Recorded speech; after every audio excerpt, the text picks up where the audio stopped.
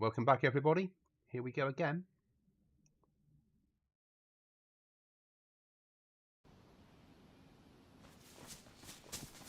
Go to F11. Just by its very nature of what we were doing earlier, we were just doing admin stuff to see if we could solve a problem. We can't. There's an error in 1.29 causing servers to crash. Killing off players is not a crash; it's a player kill. So that's life.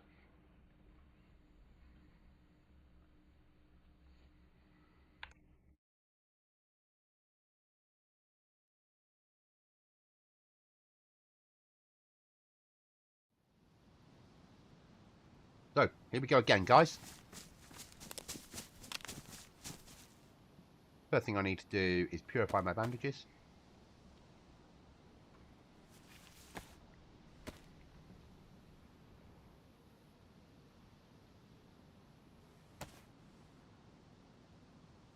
That's the most annoying things, the skills that I've lost on the crash. Gonna eat my food.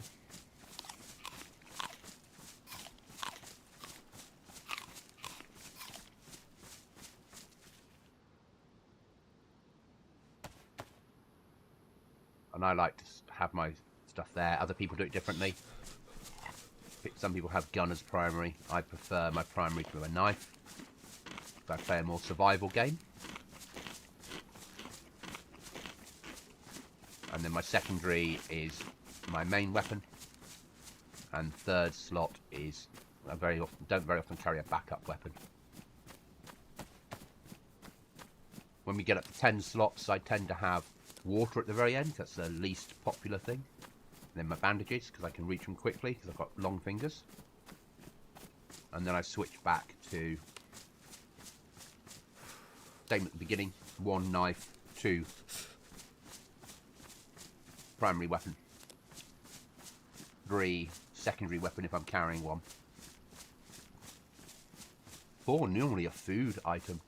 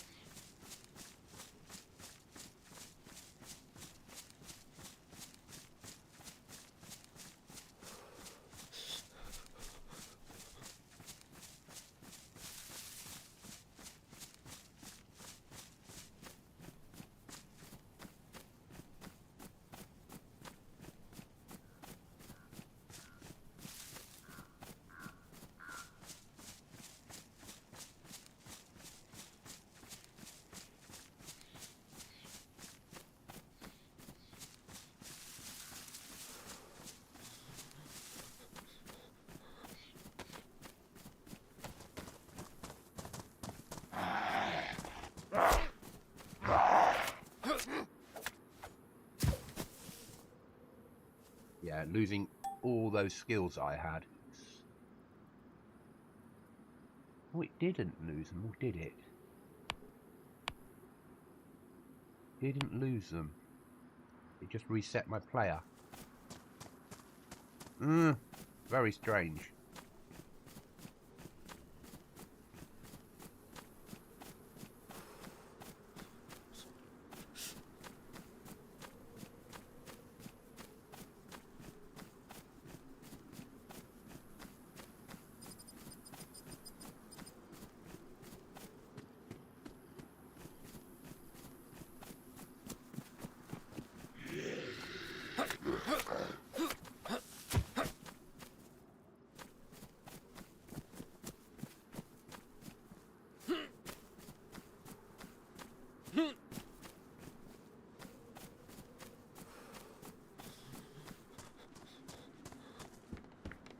Checking the med center. Don't go overboard.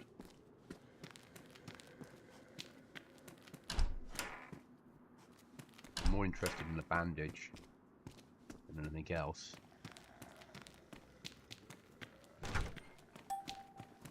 We'll take clothing. Pepper is good. leave and sort this out. That's dead. Right, we'll take the t-shirt off and put the ambulance top on. Got more storage slots. Petra's really worth having. Quite massive actually on this server. And then we'll take the t-shirt into our hands and rip it up. So that's one of the things we can do on this server.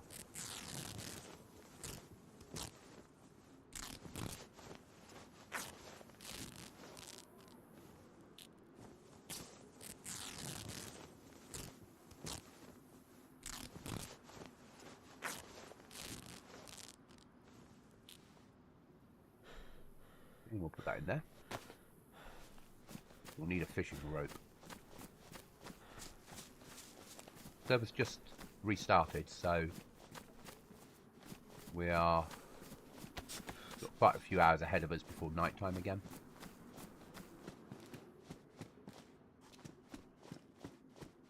That Z was up this end.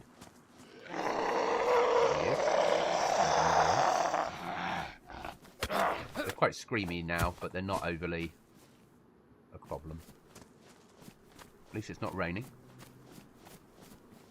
Us. Doing a bit of a search.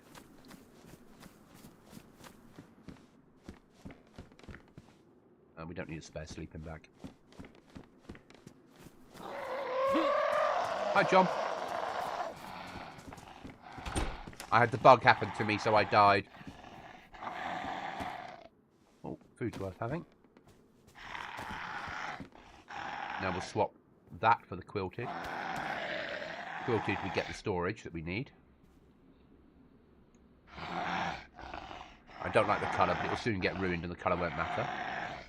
And we'll stick the food up there, a bit of ammo there, and we'll rip this up because this will give us rags. How are you, John?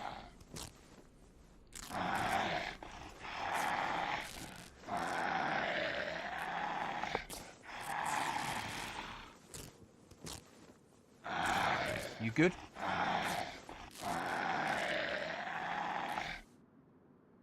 Now we'll use that to make hand wrappings.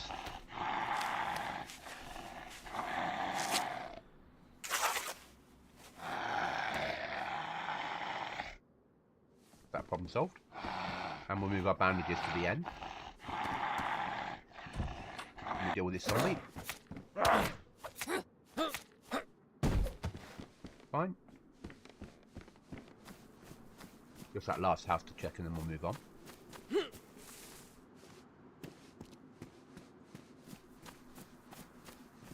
Yeah, though it hasn't reset the skills, it's just literally deleted your player.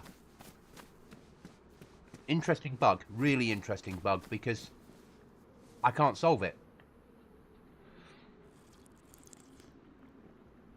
I've had it happen to me.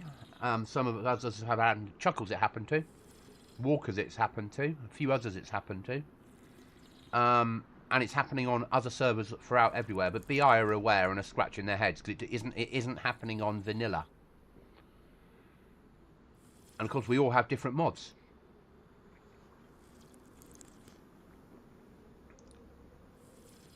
So I expect a 1.29 hotfix within a couple of weeks.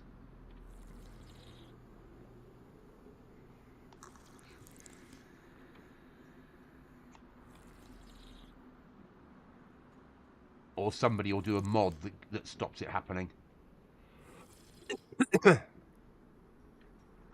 No, so how it works is, if one person's reported it to BI and then you report it to BI, they just delete yours. They're already aware. So BI are aware of it, so I don't need to report it.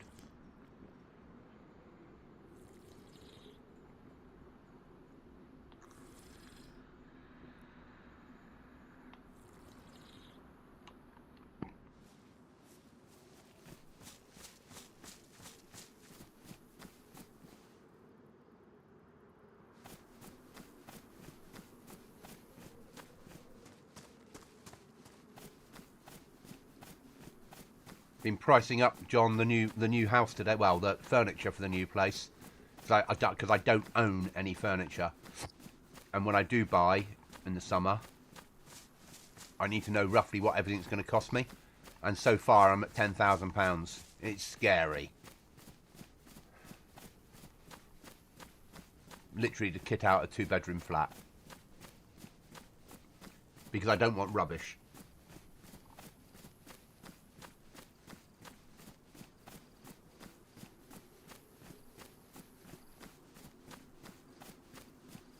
Yeah, game freezes are normally PC related rather than server. Otherwise, unless the server freezes, but it's either lag or your graphics card, bandwidth. You know, depends how fast your internet is and how good your system is. So at the moment, I live in a shared house in just a room with supplied furniture apart from my computer desks and my computer chair.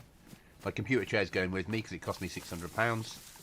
I'm getting a custom desk made for me. I've got a friend that uses Old English oak, aged for years, to make stuff, and he's going to do it for me for the cost price.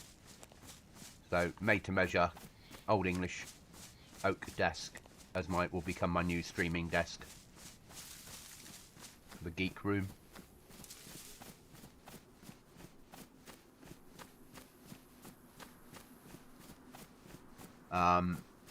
And then it's beds and sofas and TVs and everything for the kitchen and new carpets and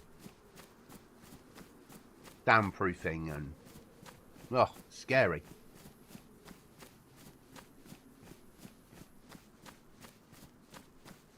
But we're about 11 weeks away from getting the money.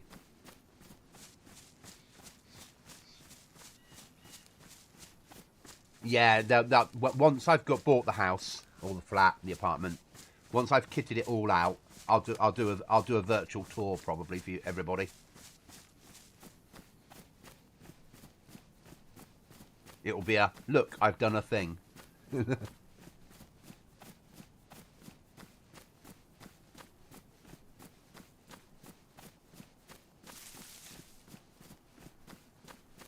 Not been to this bit of terrain before.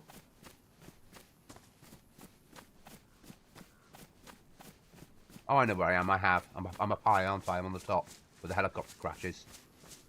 This has got a tunnel underneath it, probably. Which means there's a chance of a lighter down here. Petrol stations are good for lighters.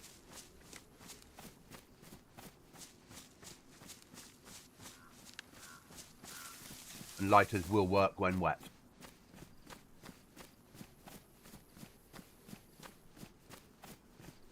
We do need to get down as well, so it'll be easier to go down here without falling.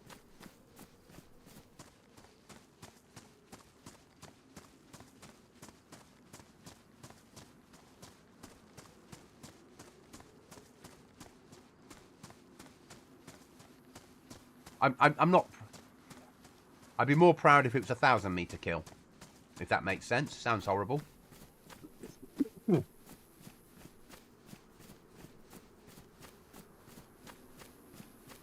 I like watching his videos, so he's very good at producing videos and showing little circles where he's looking and how he sees people, how he notices them, and I think that's really excellent.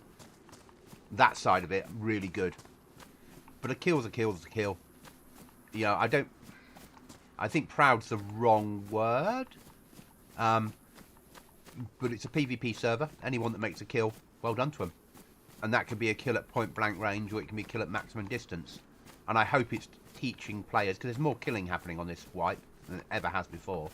I'm hoping it's teaching players to be a bit more covert.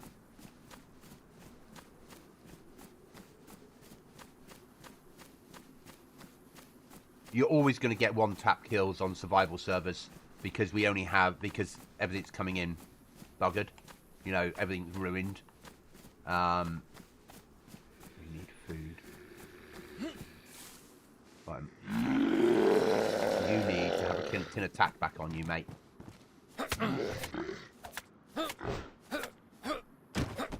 Yeah, impressed is probably a better word. That's better than tack back, though. Well, we've got a little bit of food on us.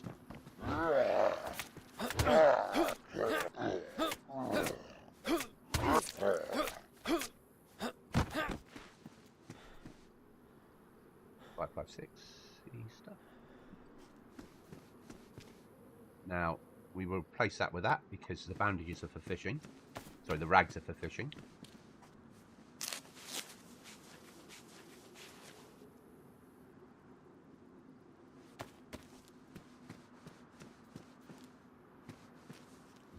Always very dangerous hanging around a petrol station because someone could shoot that thing and kill you. So you don't want to spend too long hanging around.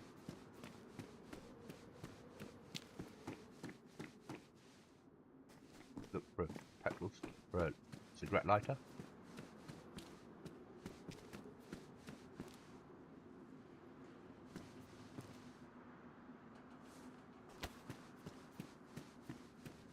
Don't need to hit industrial. Yeah. But it's just about... Players will become better at it in time. What's that? Rag base building. You can only put nails and planks inside it. It's not important.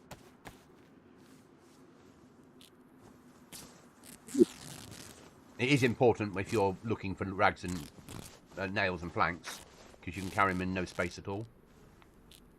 So it's a bit OP, a bit cheaty, but that's life. It's a bonus for people.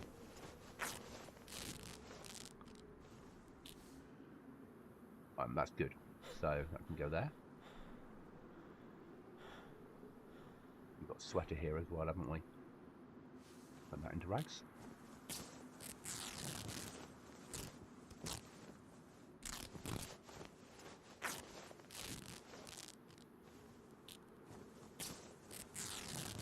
Did a grey zone video earlier and I've got it running at 4K happily.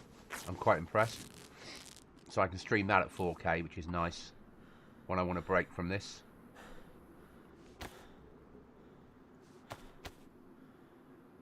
Dinner sorted.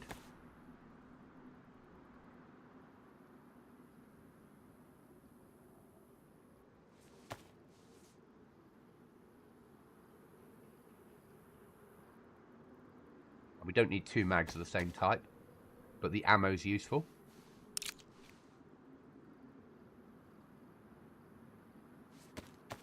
We'll reload that. Not of pistol type anyway.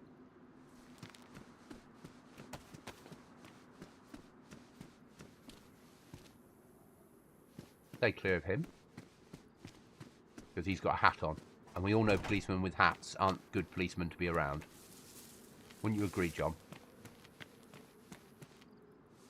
Never say no to a box of nails.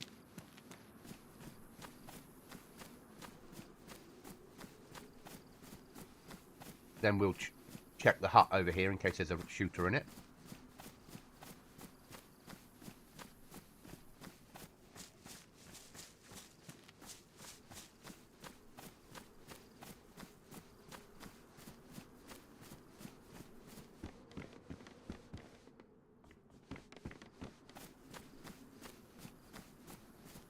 Don't be so loud, and yes, Goblin. Yeah, today I was running around the map just testing, logging out, logging in, logging out, logging in, seeing if I could get it to redo the bug. And I heard someone bang, bang, bang, bang, bang, bang, bang, bang, bang, bang, bang, bang, bang, bang, bang, bang. And it was like they were running around happily just shooting zombies with a high-powered weapon. And I'm thinking, you're going to get killed a lot. So I went into admin mode, and it wasn't even for an airdrop. They were seriously just running around shooting zombies with no silencer, with like an M4 or an M16. And it was like, they're going to spend a lot of time dead. See, sometimes the problem is that, and this is not a reflection on you, John, it's your play style, is because you spend so long searching one area, if somebody spots you, they've got time to find you. Whereas if you search a couple of things, and then a couple more things, and then move on, there's less time for them to... They know you've run into that town, and they're trying to find where you are, and you've slipped away.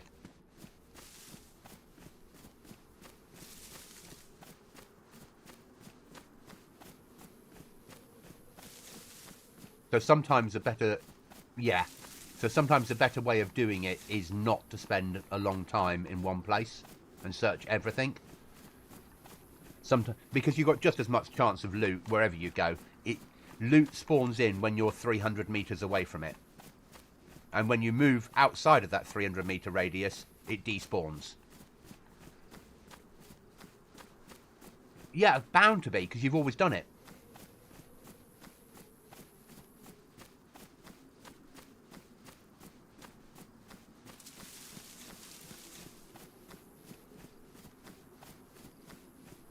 I now won't look in that barn, because I know the loot that I'm going to get in there is not worth the risk of going in there.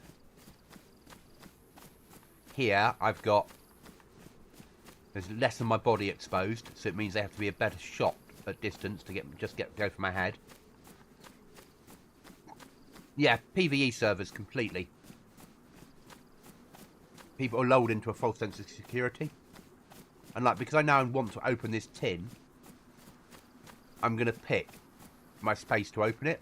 So now, far less exposed.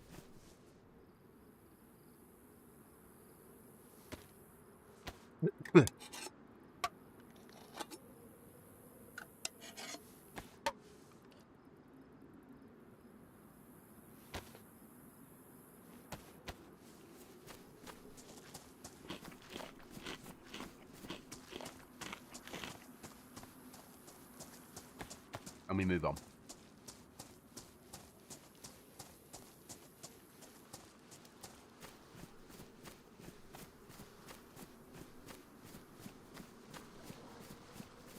I don't know if you've seen our new base. We've got a new base, Chuckles and I. We're not living in the house that we normally live in.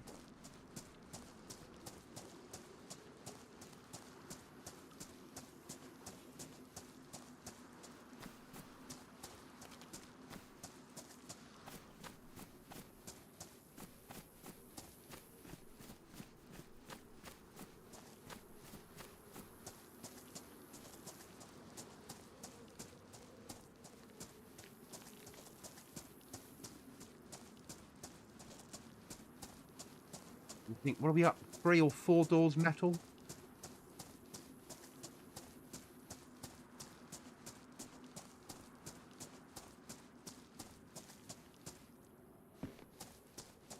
Chuckles loves having the brushwood on the shoreline because it shows that someone's actually designed it better.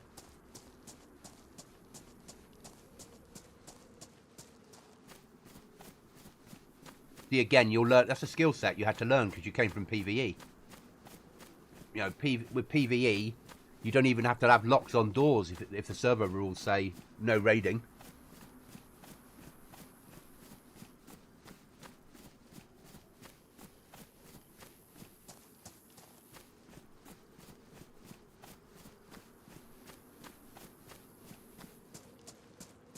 But when I game in the morning with Chuckles, I game, I don't stream.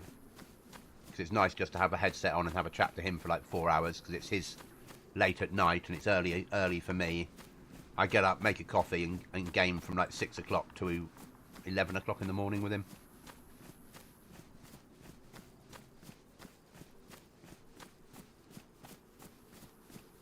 The skill that I'm interested in, which you will be as well, is it crafting? Get to that one, you've got a 10% chance of repairing things to pristine.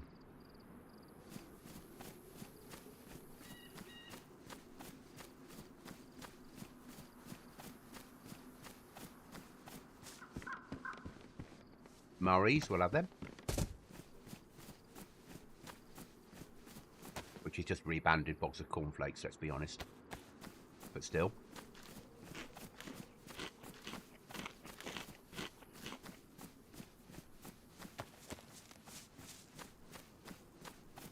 And then we'll move on.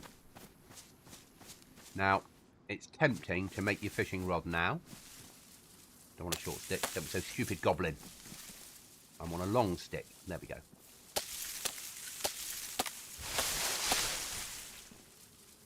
Because then you free up your space on your back.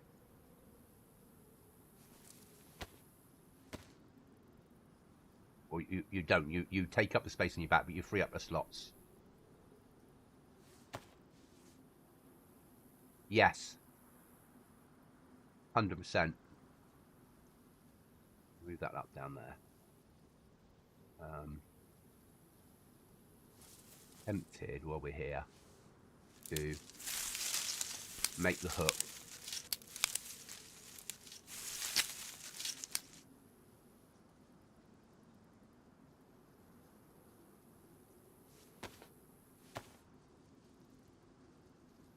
Put that on there as well, because we don't need food yet, but this is always the time consuming stuff. But also carry the spare one, because we all know how they like to ruin.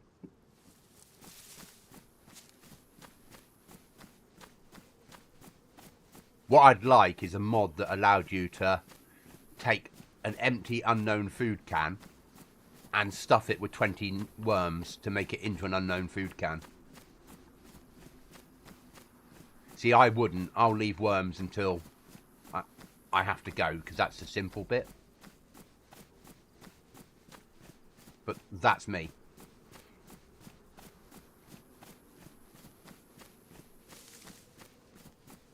Also, the part of my, I don't want to stand around too long. It doesn't matter, you know, I can press B and I can go party manager. There's 3 of us on the server at the moment. But only the person that's in charge of the team can see that, so Chuckles can't see that ever. But if you're a solo, you've got access to that data whenever you want it, as long as you make yourself a team.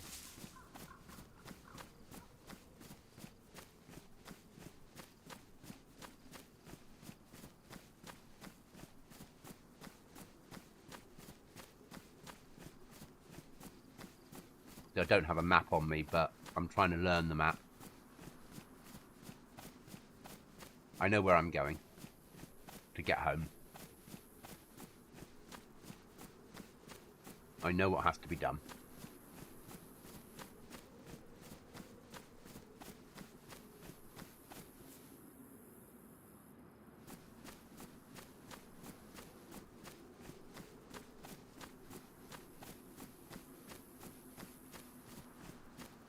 What are you thinking, John, about Chiemsee? You enjoying the map?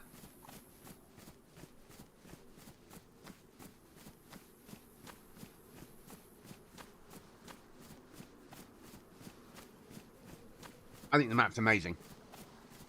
It's a shame that it's not been updated and there's a few little bugs here and there. But for a small pop server, it's awesome.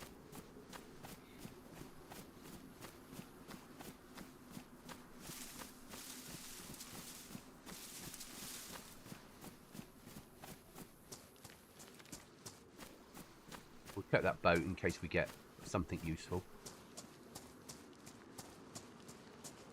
I'm loving it. You can keep dear Isle. Wow. Wow. That's big from you. Steve, this is Deer Isle without it being too far, if that makes sense. You've got the different terrains. You've got polar bears. If you kill a polar bear, you can turn its pelt into a rug for your base.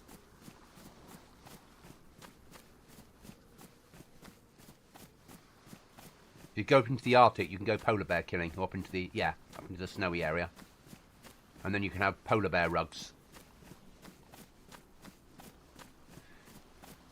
The problem with Deer Isle is it's too big.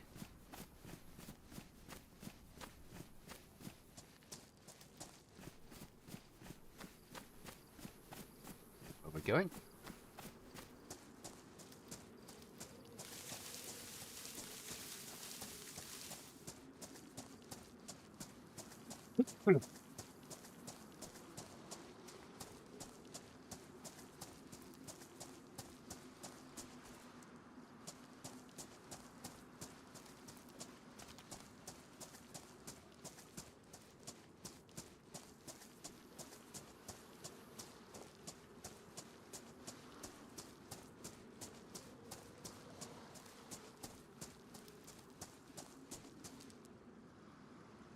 That one can go away. That one can come on. That's a bit. You'll get better quality fish off a hook than you would a wooden one. Slightly more meat on them.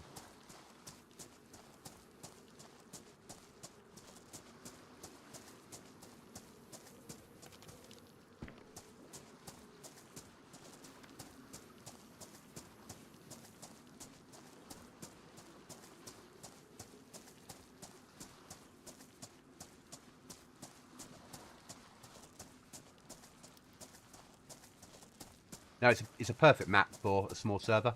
Little bit of everything. You've got farms, you've got woods, you've got areas to hide away in, you've got Arctic, you've got caves. Yeah. But I tend to get my sewing kits off shit fucking things. I prefer to save good things for fishing. We live on a lot of fish, Chuckles and I.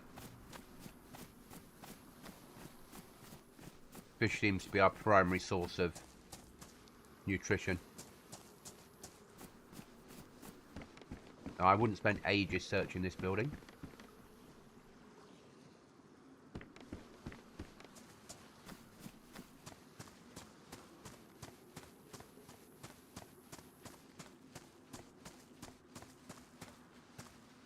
Don't need the code lock.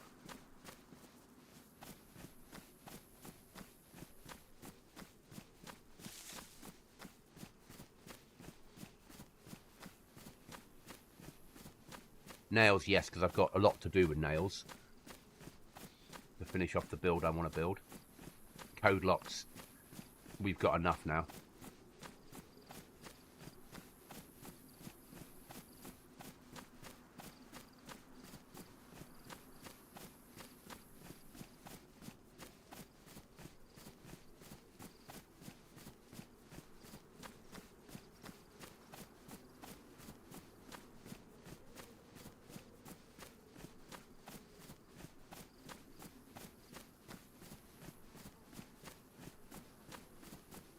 Yeah. Goats are good at helping.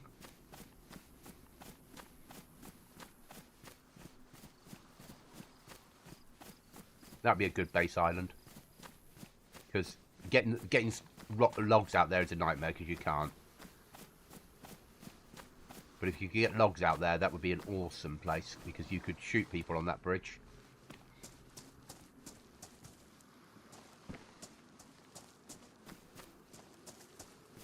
I don't use a bridge. Especially with my barbed wire that hurts.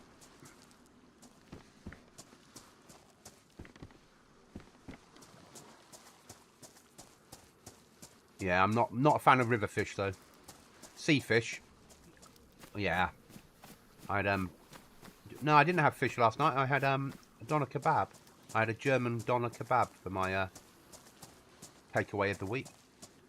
And then I didn't really feel like eating it because something happened in my private life. So I had it for breakfast. Yes, tier 4. Not where I go for it, but people do.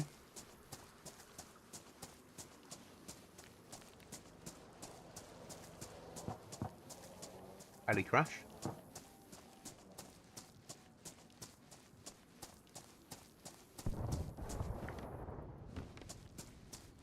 I'm not worried about. It's not my issue at the moment.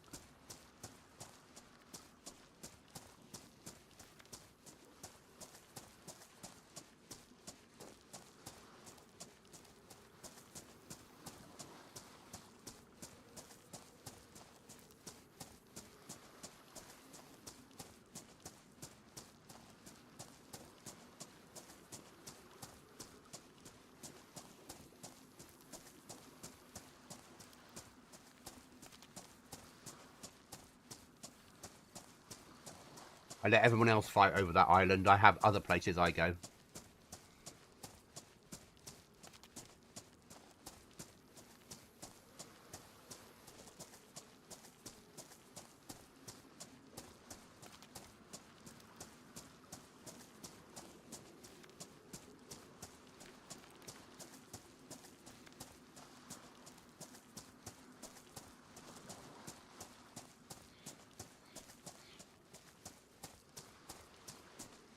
Yeah.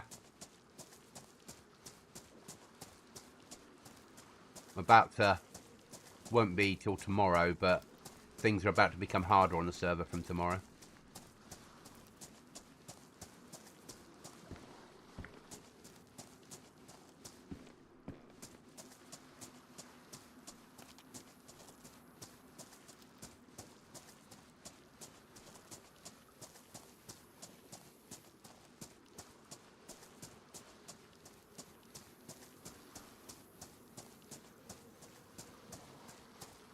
My signature Zs.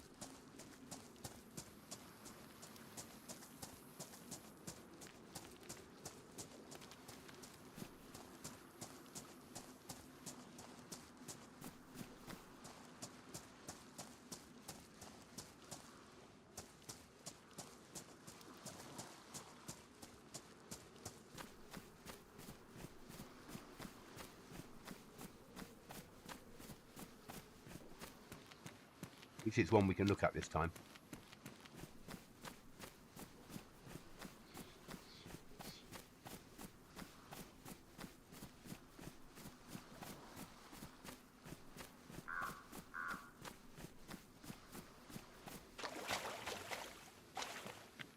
Right feet, let's keep them that way.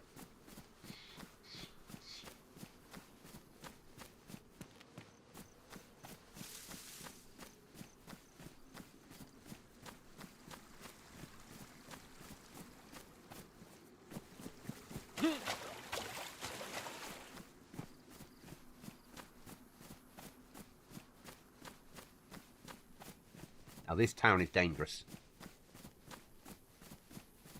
People always live in this town.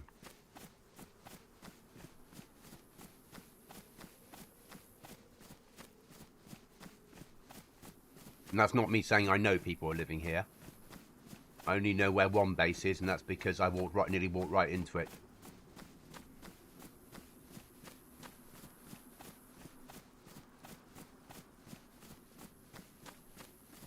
People live here because it's so close to big military tier 4 and little military everywhere.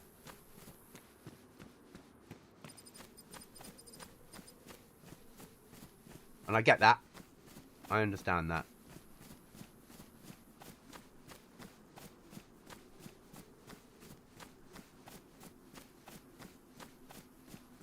The trick is get in and get out.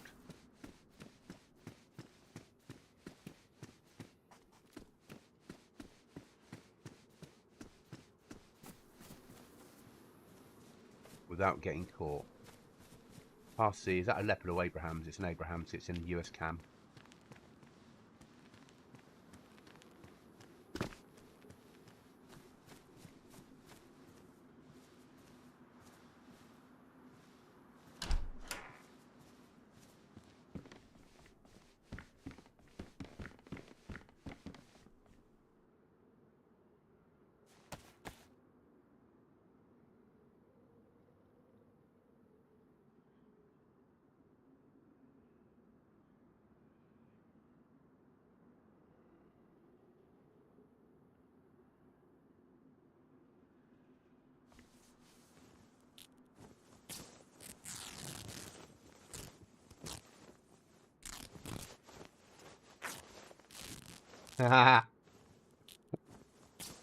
we just enhance things a little bit. I always give people a few days to get used to it before we start bringing some of the little enhancements in.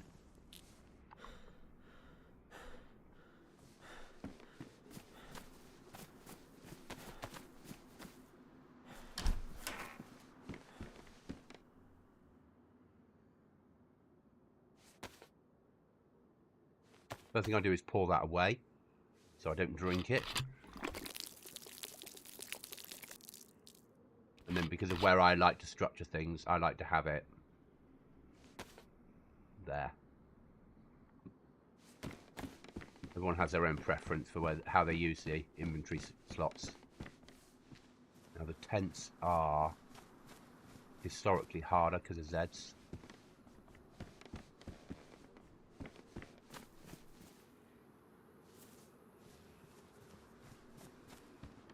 Don't really want to trigger the Zeds if I can get away with it.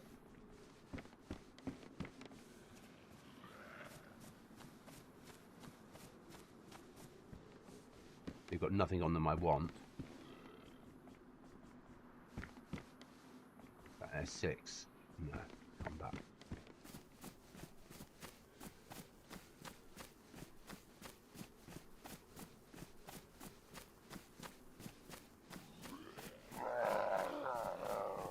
Now, because we triggered that one, we'll fight that one on our terms.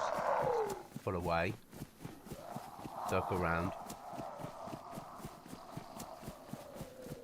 2 things to search. Police station, certainly, and medical.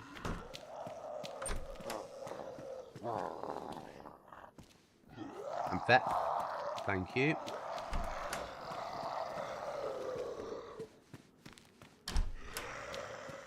I realise we need food, but we're not at the point where we want to fish yet.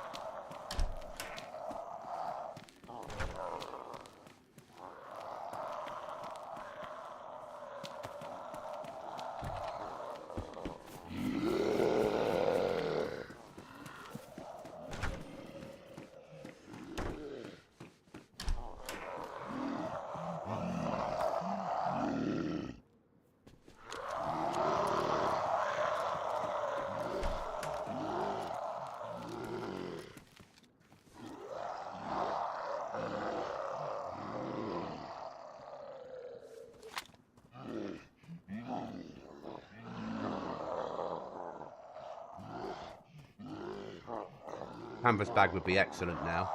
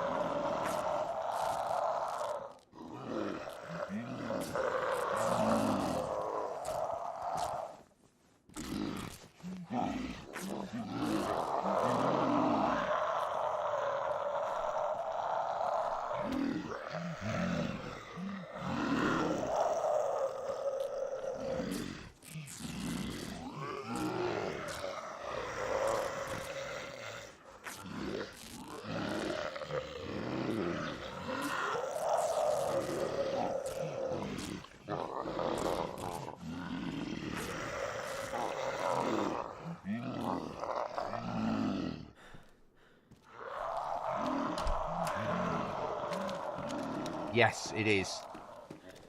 Obviously, I know why you got killed in this town, but I can't tell you that. You know who killed you, but I can tell you why you got killed in this town, but I can't. Yeah.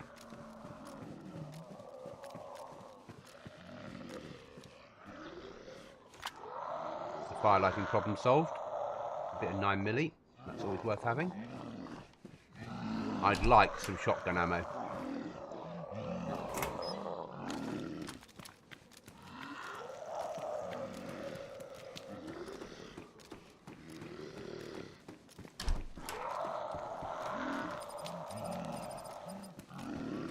At some point, I need to build a base that takes over a police station.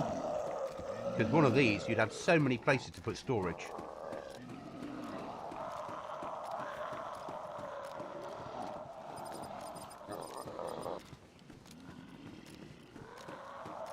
Now, is this isolated or does it have scaffolding nearby? It's isolated.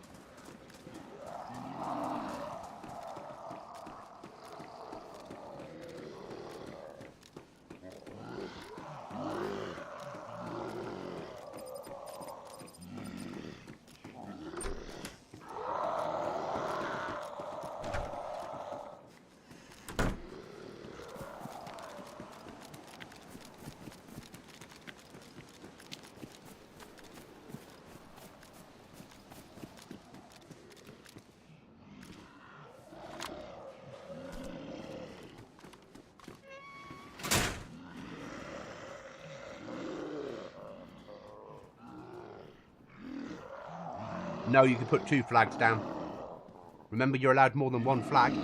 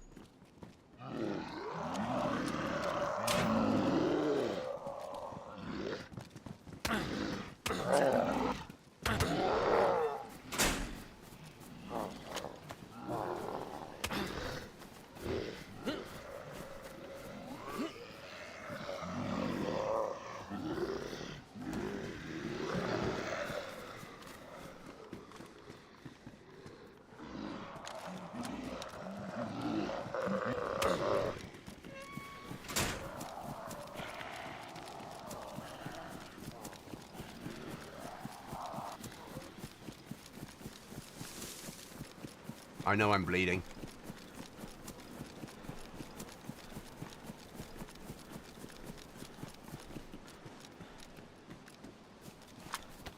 Because we have slow zombies, getting the distance is more important than bandaging. There should be 2 whales here. Maybe a thing solo. That's a thing of beauty, isn't it?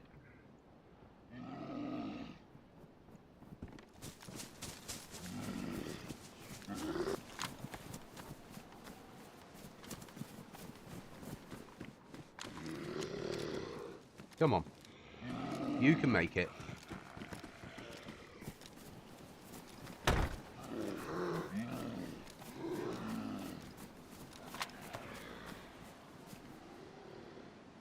Oh, glitchy, are you? Didn't really want to have to fight you.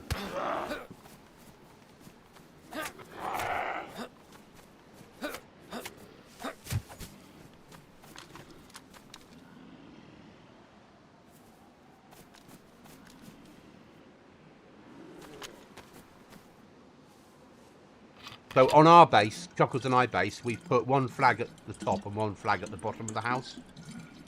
So then we can lock off both areas. So it's used up 2 of our flags. And we're not going to have extra code locks because it's still part of the same base. But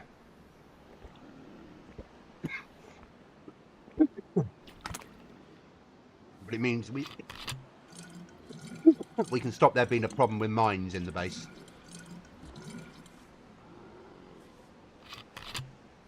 And it allows us, when we come home, to very quickly see if we've been raided.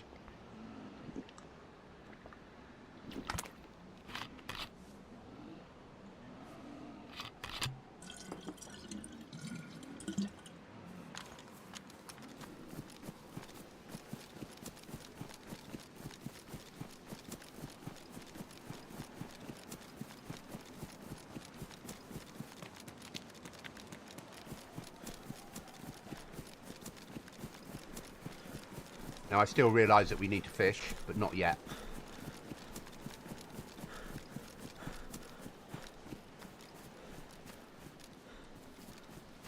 You just start ripping up bushes because I've got that find berries perk.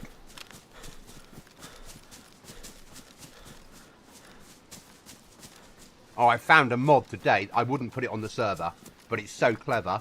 Every time you spawn in, it chooses randomly whether you're vegan or not. And if you are vegan, you get a V next to your apple, and you can only eat vegetables and fruit. Hi, Shane. So you can't, so then if you eat anything else, you're violently sick. And you say yuck. So it forces players to play as a vegan. I would never put it on the server, it wouldn't work for us. But it's an interesting concept.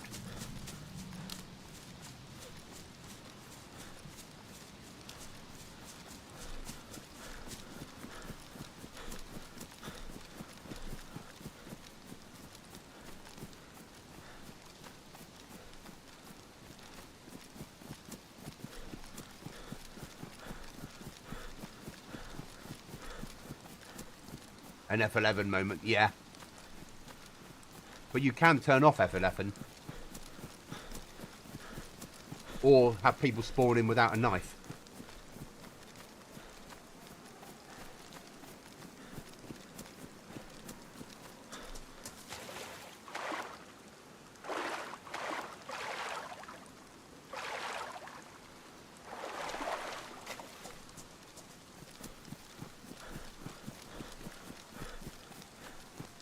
So we're going to make our way down to... I know where I'm sort of going.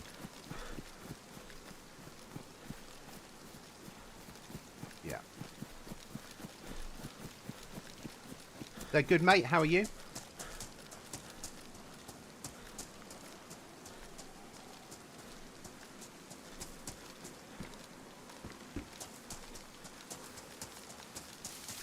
Well, apart from the fact that my character had the bug that kills you. Apart from that, things are good.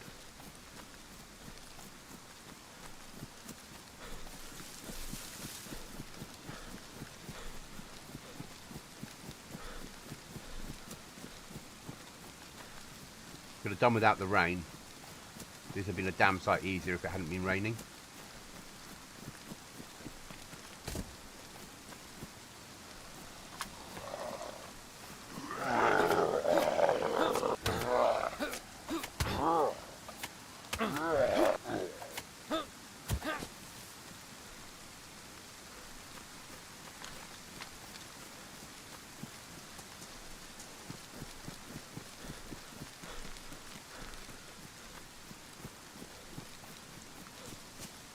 Yeah, it doesn't kill your skills, it just kills your character. Very strange.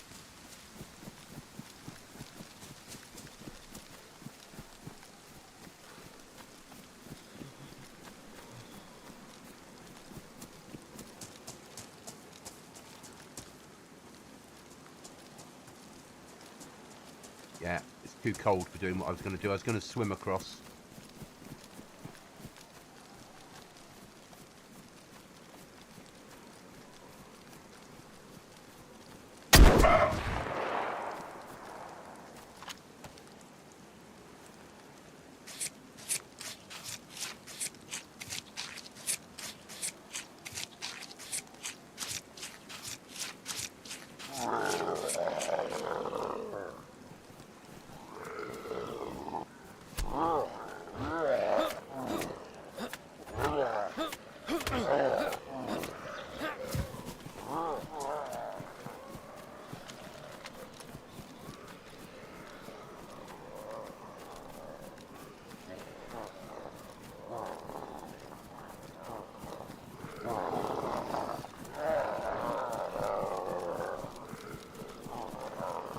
Where was Mr. Deer?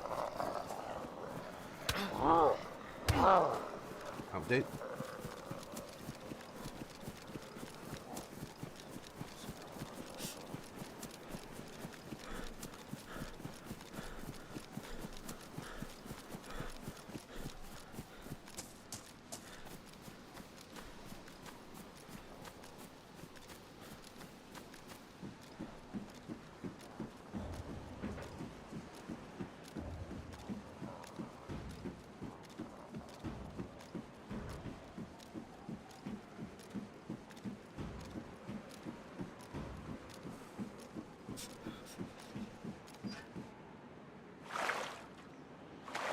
Go clear the barbed wire, the Goblin server.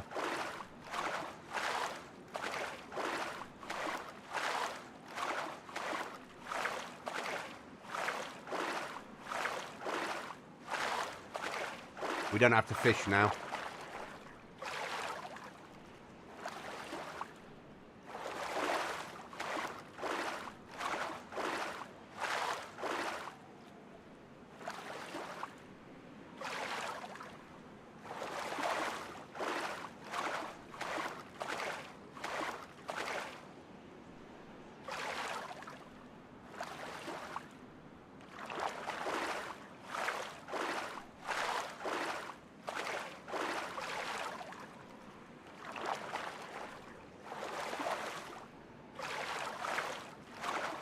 Okay, John.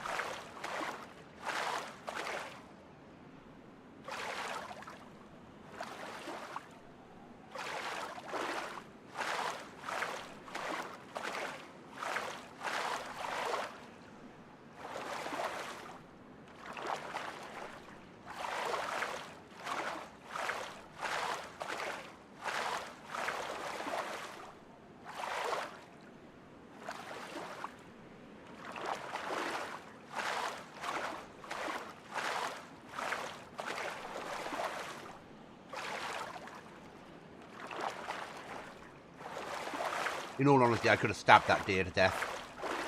Or punched it to death because it was frozen.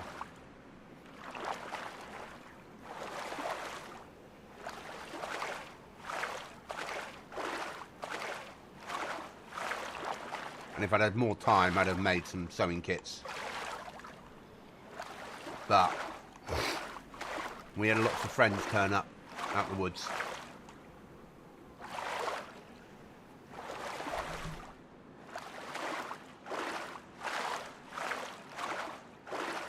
I got some much needed resources from an airdrop I hit earlier, and the Zeds were a nightmare. Slow and steady wins the race. Yeah. I mean, I put 50 Zeds on an airdrop on purpose because I want them to be a challenge. Not impossible, but I want players not just to run. You know, PvP servers won't have any Zeds on it, or they'll have 4. Because you've got action happening all the time. Because we're a survival server, and a lot of the time people on hit an airdrop solo, we've got to make sure there's a threat on there.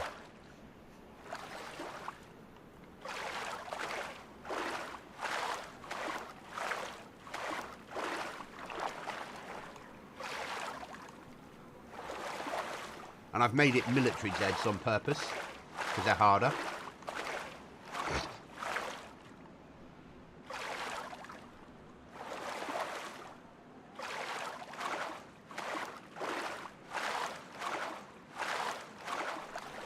But they're about to become harder even still, probably.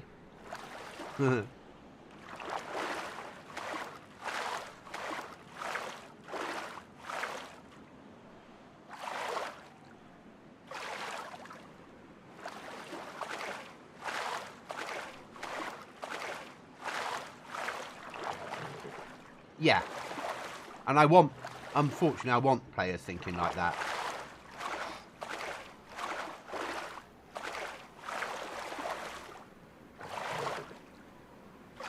Now this ain't good.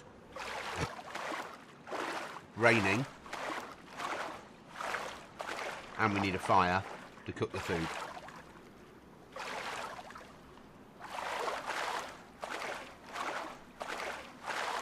It's not impossible though, because we've got a flare.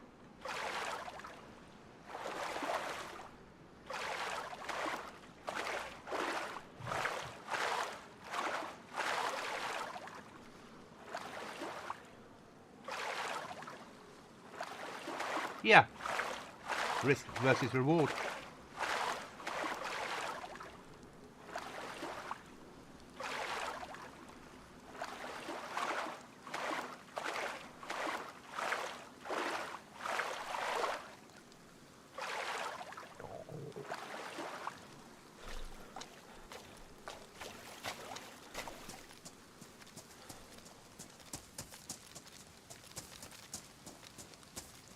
No emergency food on me, have I? But what I do have is the skill perk to get berries.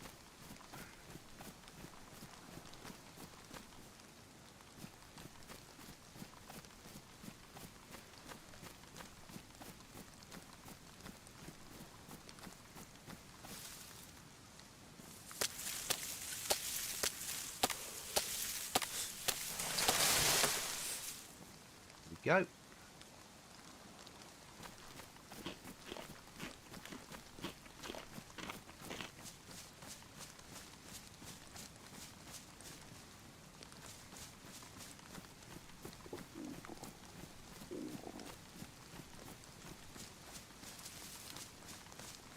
Not going to happen every time.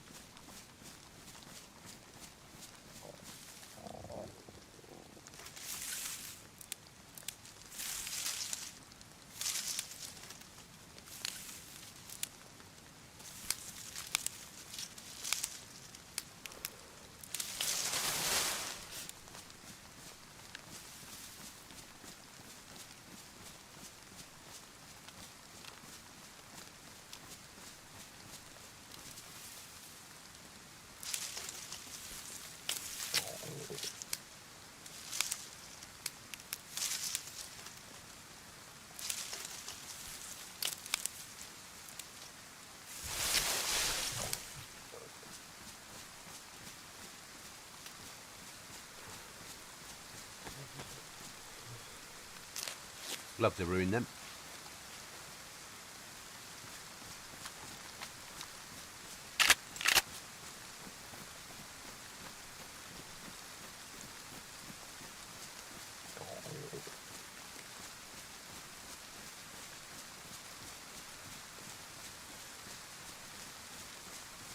One long stick and a lot of luck, and we can get that eaten.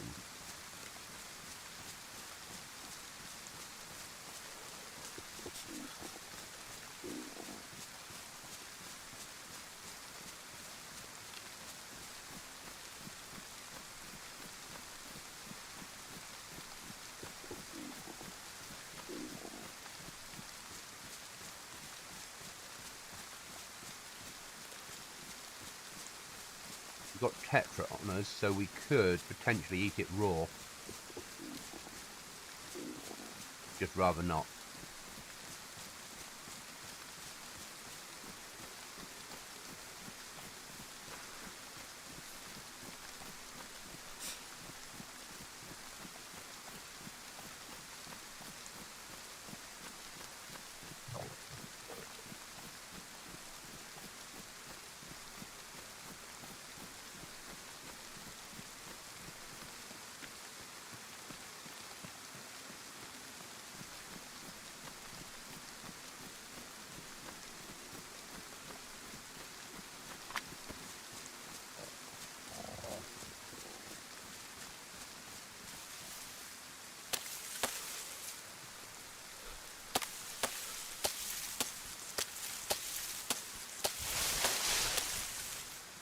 Berries would have been nice.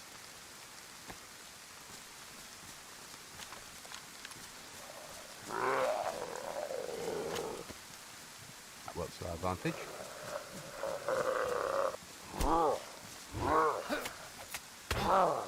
Do some tap. You know you want to.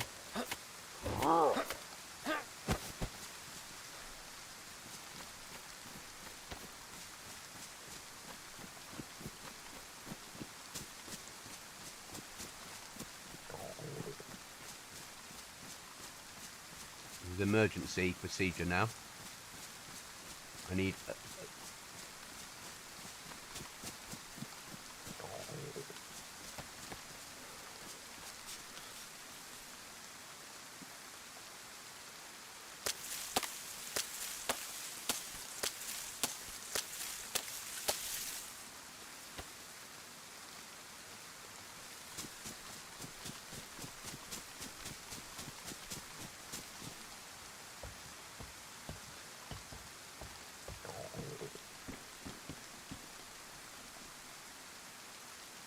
it's damp, but if I remember rightly, if we go that way, open that up, put them away, that should be dry, drop that down there, break that up,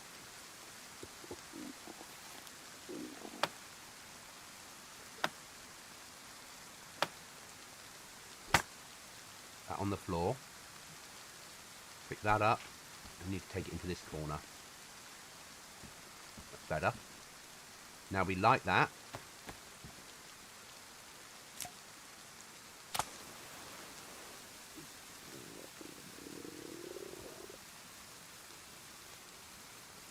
Then we put the sticks on it and throw that away.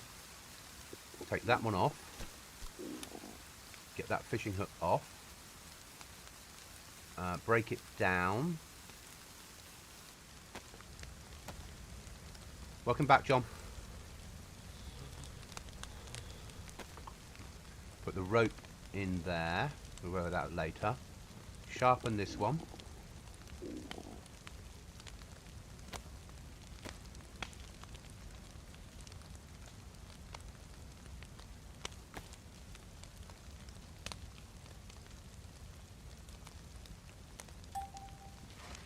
And cook.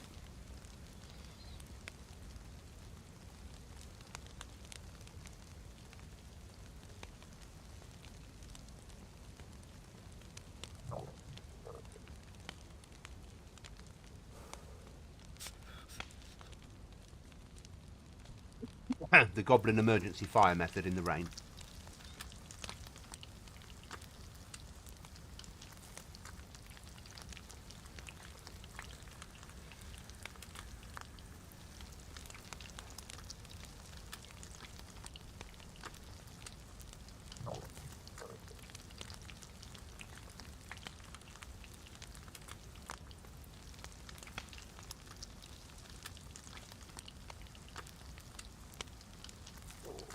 I've not used one. Chuckles likes it. You like it. Yeah.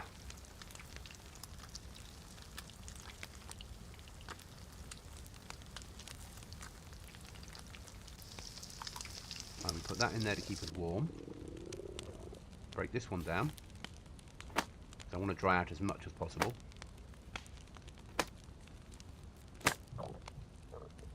Throw that one in there. Now, while we're at it, we're not going to use that anymore. So let's make a belt.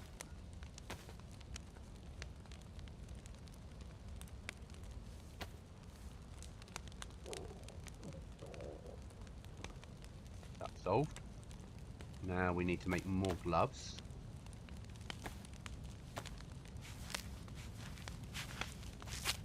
You've had a boost to the Jaeger Bergens, to the new Bergen, to 10 by 10. They shouldn't be that size.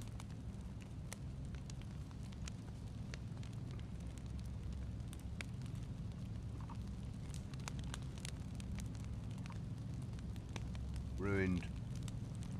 Fine.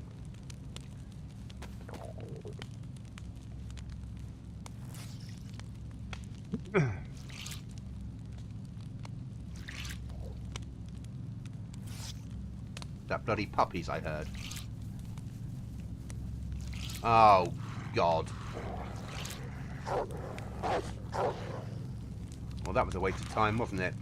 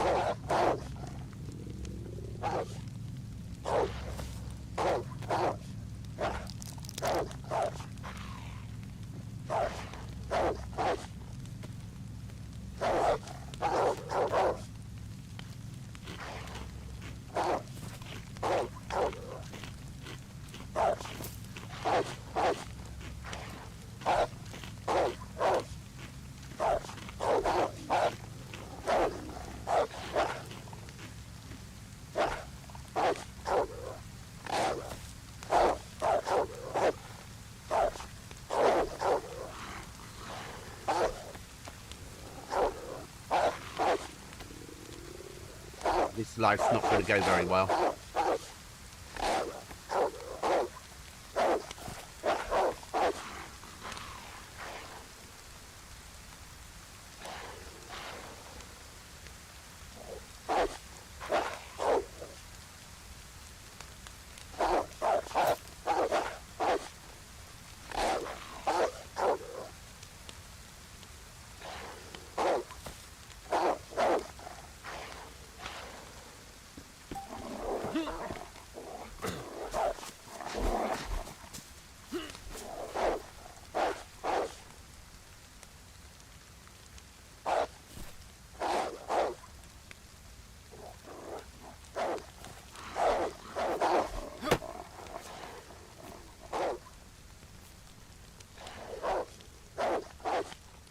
We've only got one round. And I'm too close to the military to shoot here.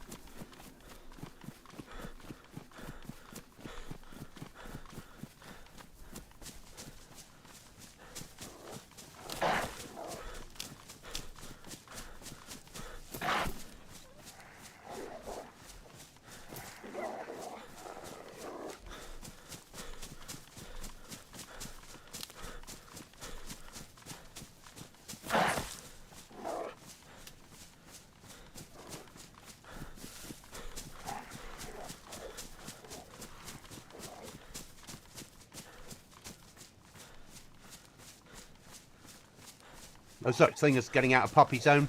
They're the only animals in the game that once they've got your scent will hunt you across the entire map until they kill you. Or you kill them, or you log out. There's no such thing as a puppy zone. There is when they initially initiate. If you get outside of the 300 metres of wherever they happen to initiate, you're out the zone. But once they're on for your scent, they'll keep coming.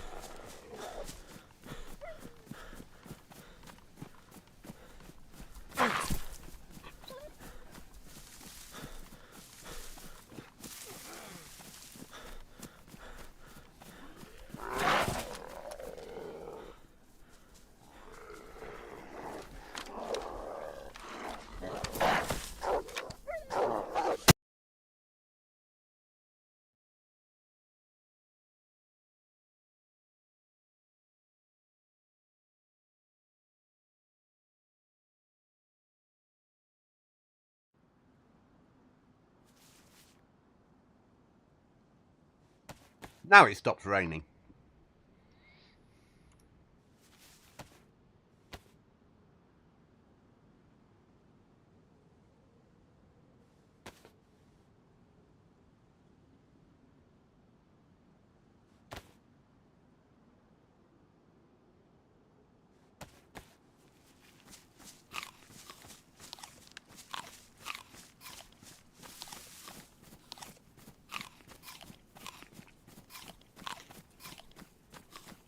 Yeah. Now you can see why I've given people an extra can of tuna on this server.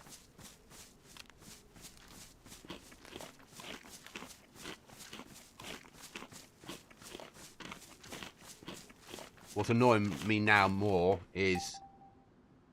Oh, they haven't reset. That was good of me, wasn't it? You've lost some percentage on them. Just not fully. Right, here we go again.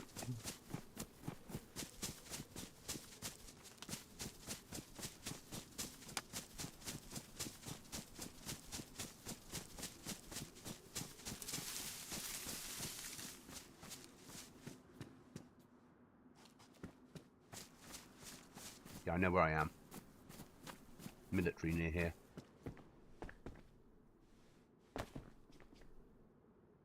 That's God tier, isn't it?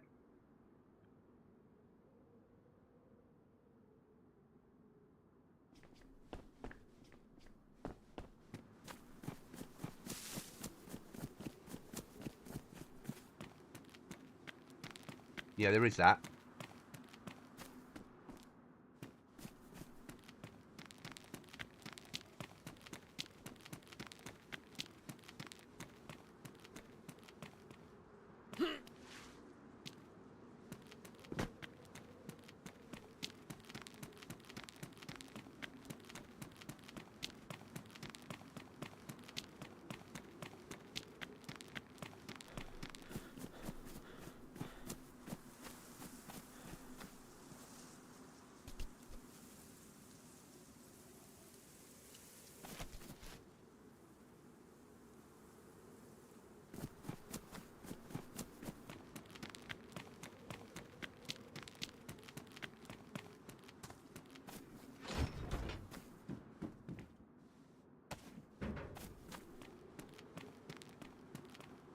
Ugh. I wonder if someone's put anything in it.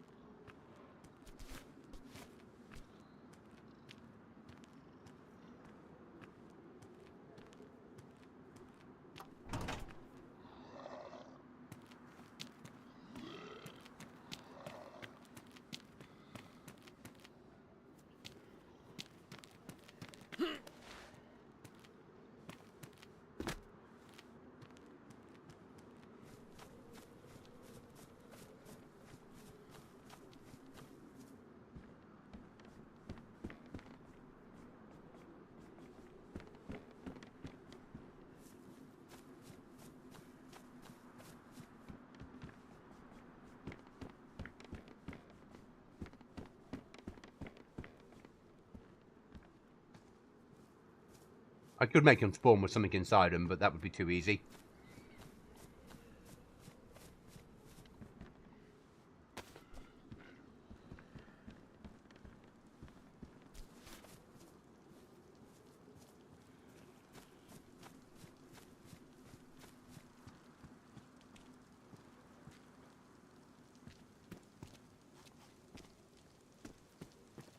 And flat cap.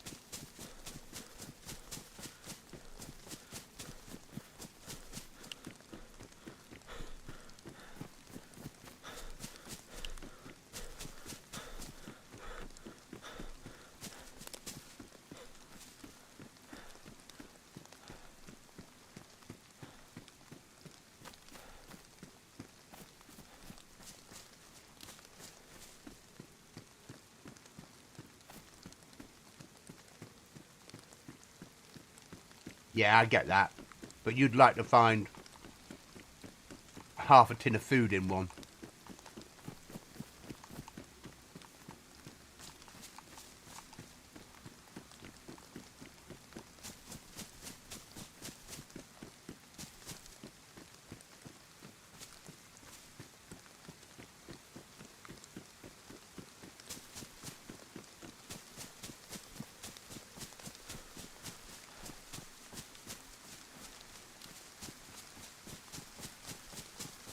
I wouldn't say this server's harder than any other one, but it's still a challenge.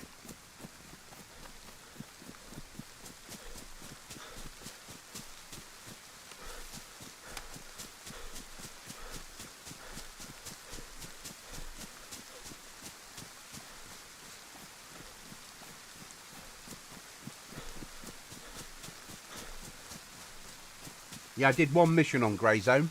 Actually, I did 2 missions. I just haven't handed in the second mission yet. I think I might quite enjoy doing a bit of Grey Zone now and again on stream. Not all the time. Maybe once a week do a Grey Zone stream.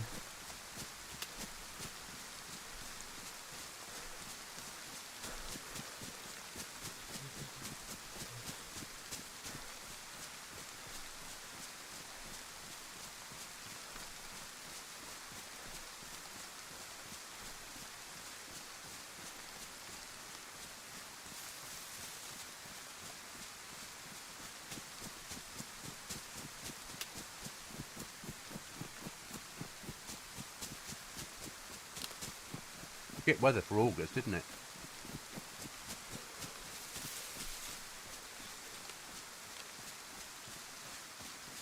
Well, now I'm properly single again after last night. 100% never to be back near her again type single. It does mean that when I buy the new place, if I get it for the right price, I will buy a server. A dedicated box that I'll have in the house. So there will be future Goblin servers, but they might not happen. It might not happen straight away. So I've got to learn how to build a server, and I won't have the internet to run it until December, depending on where I buy. December this year minimum, because they're still waiting for the internet to be upgraded to full fibre, which they're rolling out at the moment. So when I first move there, I won't even be able to stream at 4K. Will not have the bandwidth. So for 6 months, there'll be a lot less streaming.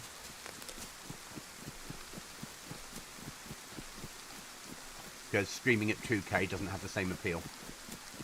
Or I'll have to stream at 4K, play at 4K, and get OBS to convert it to high quality 2K.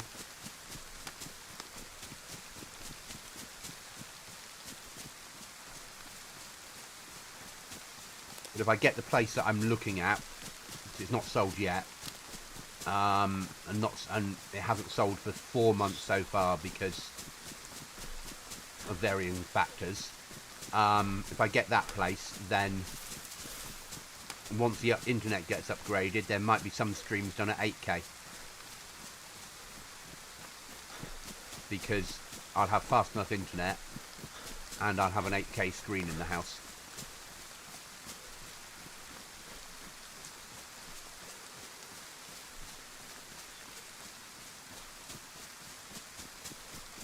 I need to buy a new television for the front room, and I'll never ever be able to afford to buy an 8K TV again. So if it happens, I'm going to buy an 8K telly.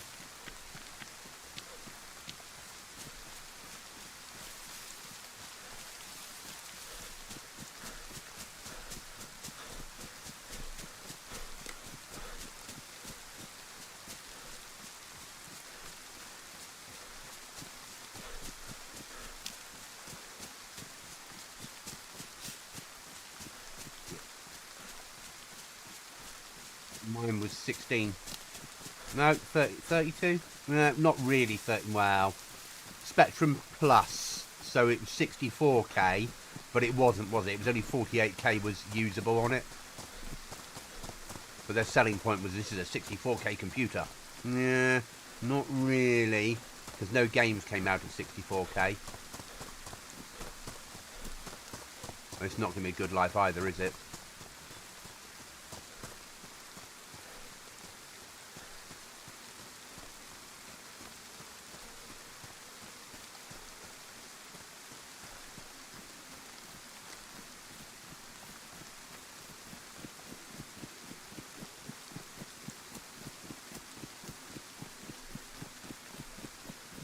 Maybe saved.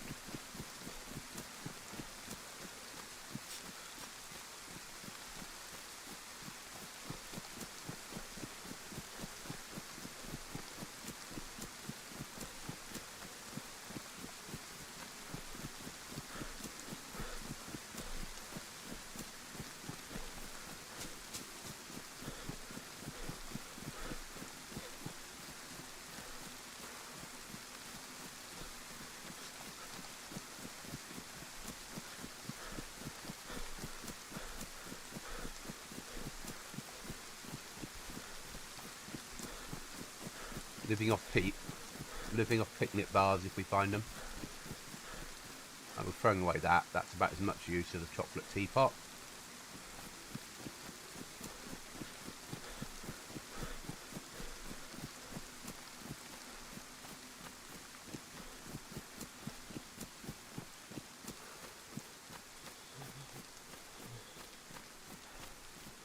And the hole in the fence. What we need.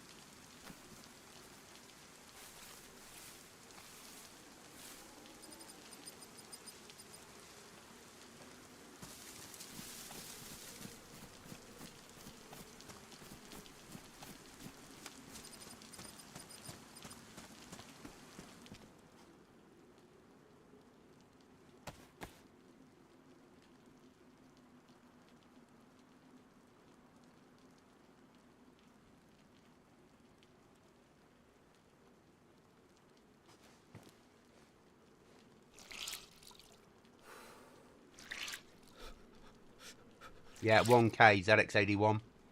Before that, the Z80. Then we went to the 48K Specky, then the Spectrum Plus, which I had. Then the 128, and then they came at Sam Coupe, never happened. And we got the Amstrad's bastardization of Spectrums. The Plus 2 and the Plus 3A.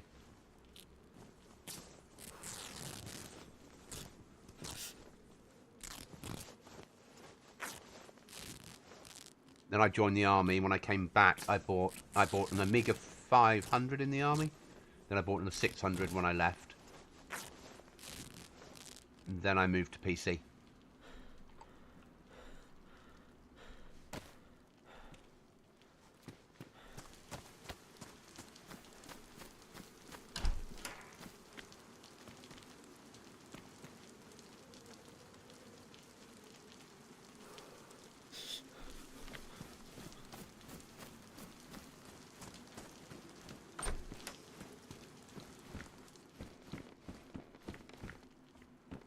Always very wary of the floors in these places because we all know people like to put presents down.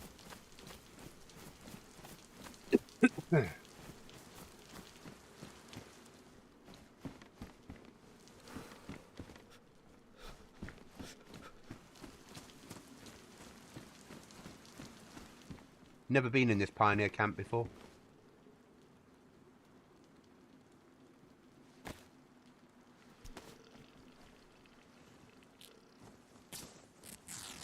I had to think then the raincoat's better because it'll help keep me dry.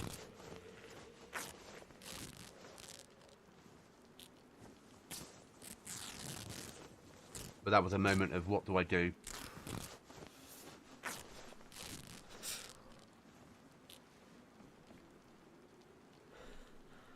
Yeah, I put landmines at doors and then close them so the door covers up the landmine.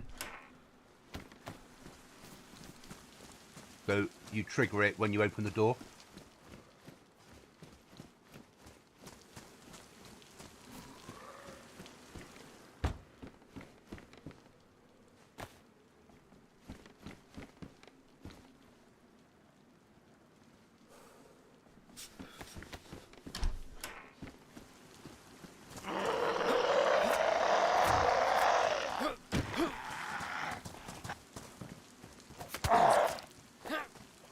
New little... Not very friendly, was it? Cutting me up like that. And not even having any food on you. We don't need the garages. They're no use to me.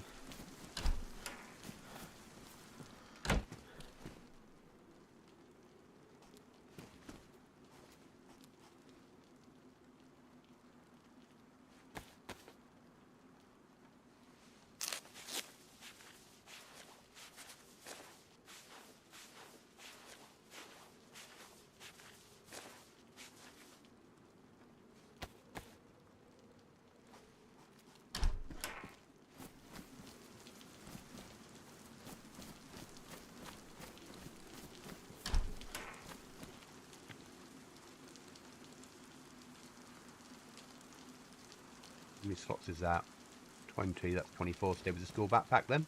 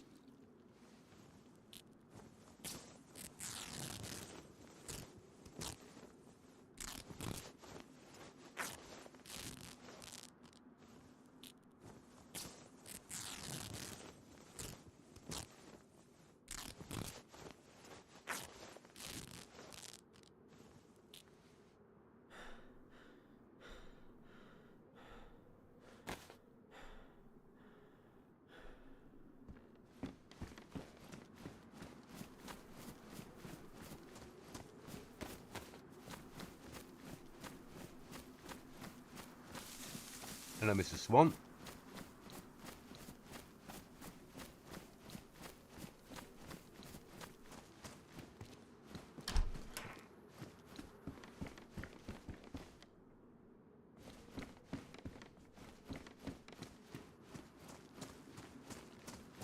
Pretty shit, wasn't it?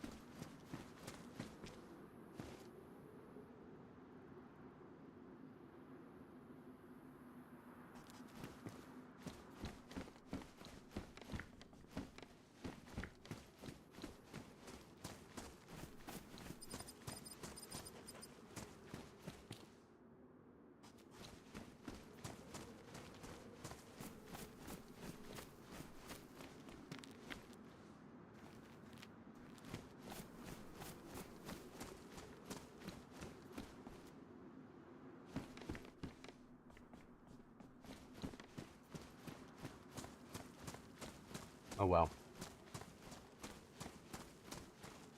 We got some clothing.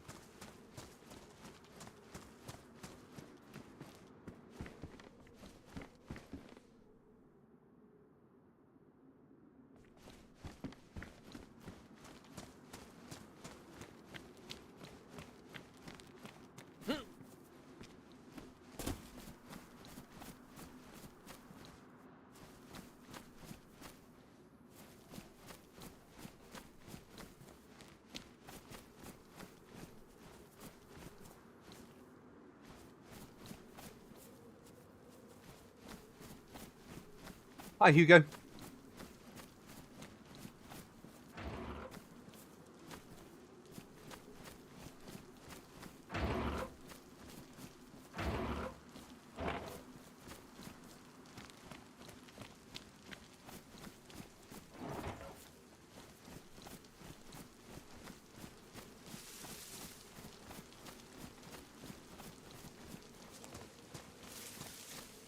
Seas that way. Let's go fish.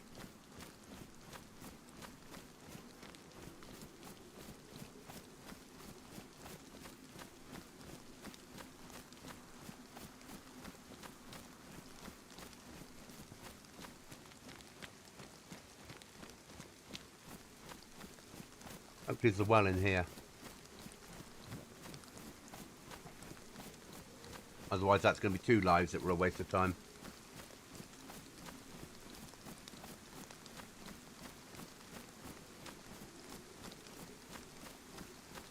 But that's DayZ, isn't it? You get some good runs and some bad runs. That's just life.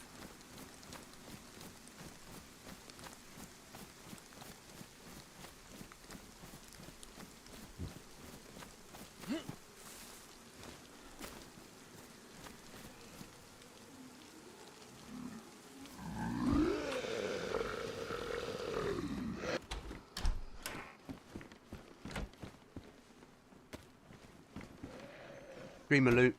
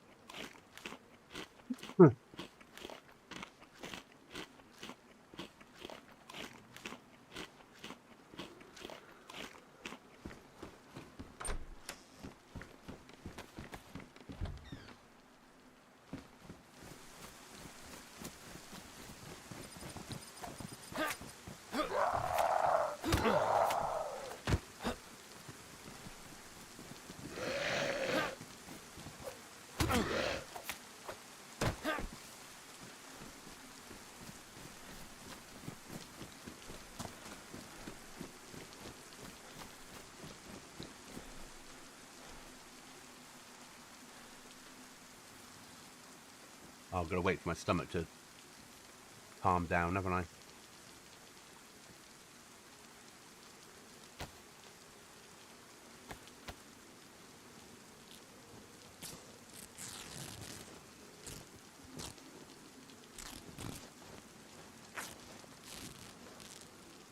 Nah.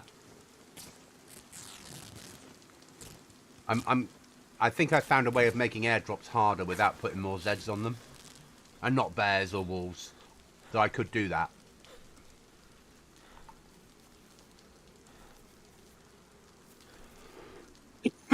I think I have. Just, yeah.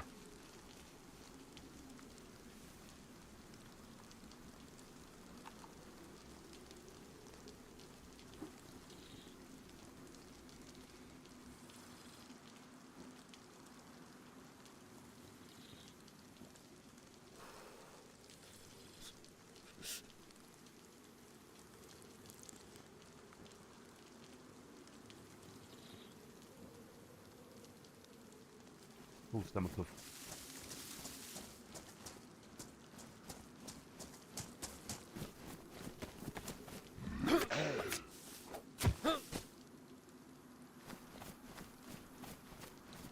Right then, let's go do some fishing.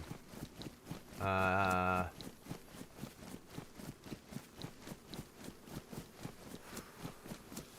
just got to test it tomorrow.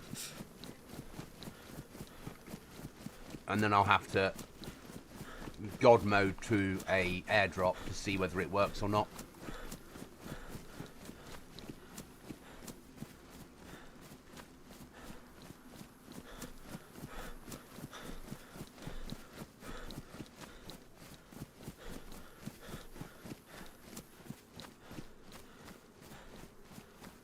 I've got a couple of things to try, in all honesty, that I find amusing, but you guys might not.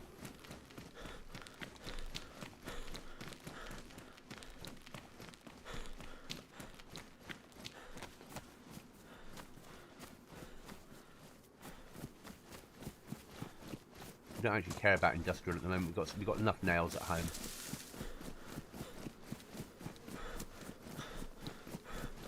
Not really an issue. We do need a long stick, don't we? Yeah.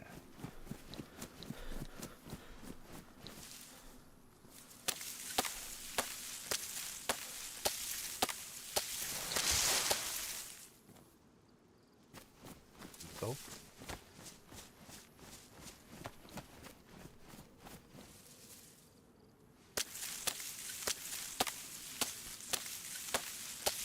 I won't know till I've tested and it works.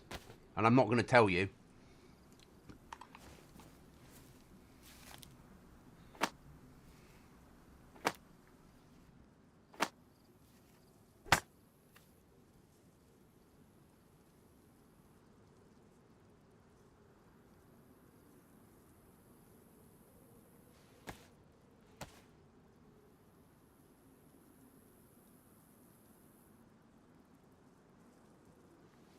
It's one of those things that I don't need to restart the server for, so I can just deploy it.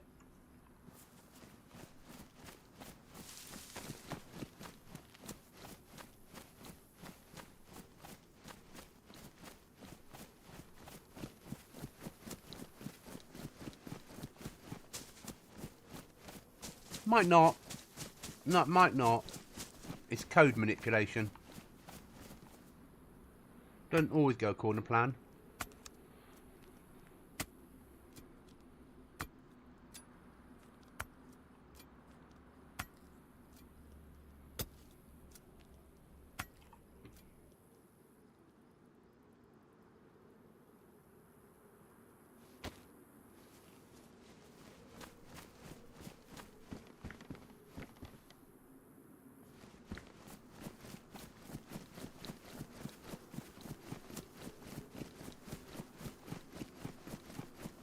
Yeah, the bull is in the game, and the boars.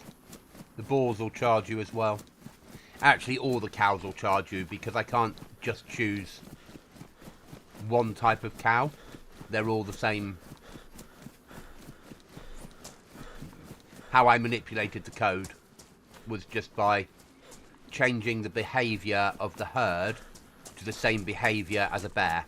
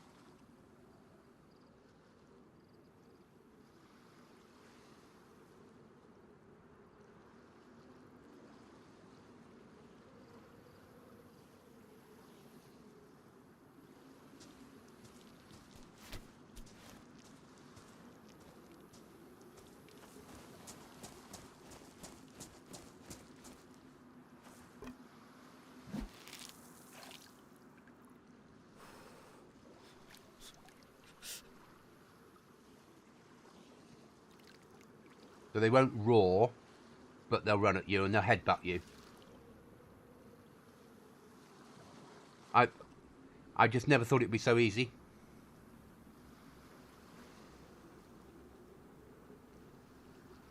But you could on a PvE server if you wanted to have aggressive chickens. Or aggressive rabbits.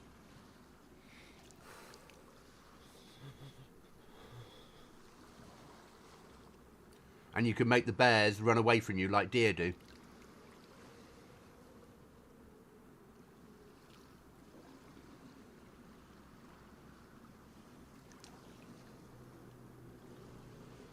As we all know, I just like playing with mechanics.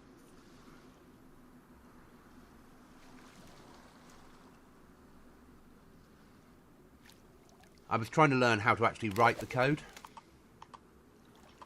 Fucking worms. So I was going to teach myself how to code it.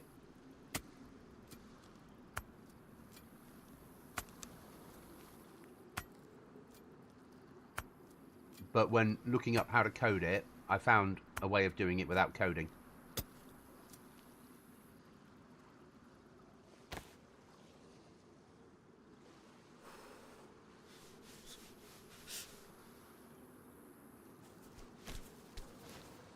Yes. So when it becomes, but again, the whole deer, all the deer would attack you, not just the red stag, which is a shame because otherwise I would in rut. I would have the red stag defend his herd, but I can't do that. So I'm happy with just boars and the cows. Because I'm not a modder, I'm a manipulator of code.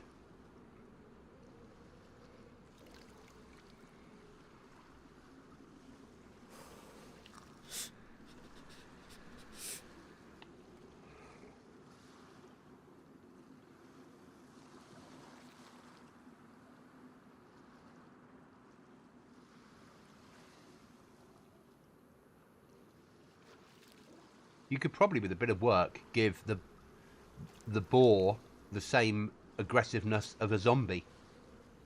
Or a cow. Rather than the bear. But I like the bear because it will run.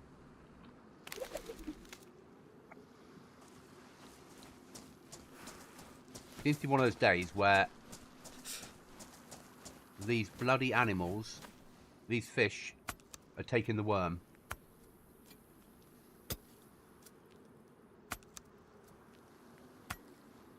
Wish I kept the pitchfork now.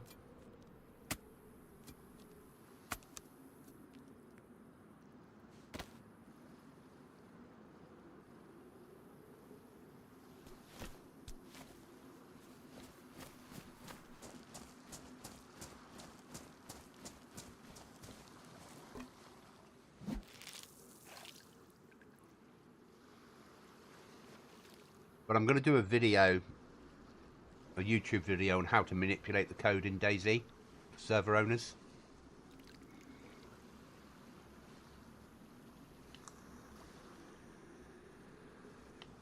Yeah, I should open. I should send him a message and tell him that he's up to no good. I'd really like to know how to manipulate the fishing code. Because I'd like there to be a random chance of, rather than a pair of Wellington boots, that you pull out an AK, a rusty AK from the bottom of the sea.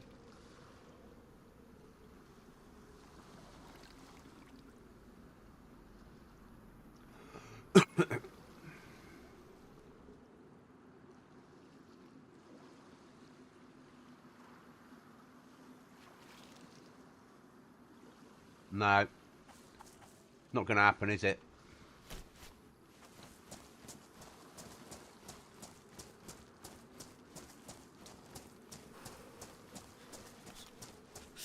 Some of it. So they could do some of the stuff I do. Consoles can run server-side mods only, so they can have things like instant flag. They could have aggressive bears. Because you get different types of mods. You get some mods that are run client-side and server-side, so that's the ones that you guys download. And you get other mods that are server-side only, so there's nothing for you to do with the mod. It's just like an override. so it tells the game to, when you've got the flag, to build it instantly and put a certain flag at the top of the pole. Or it tells the game that rather than the bear having a patrol of 300 metres, it's now 600 metres and it runs towards gunfire. So that basically it's got the zombie... It's got bits of the zombie code in it now rather than just the bear code.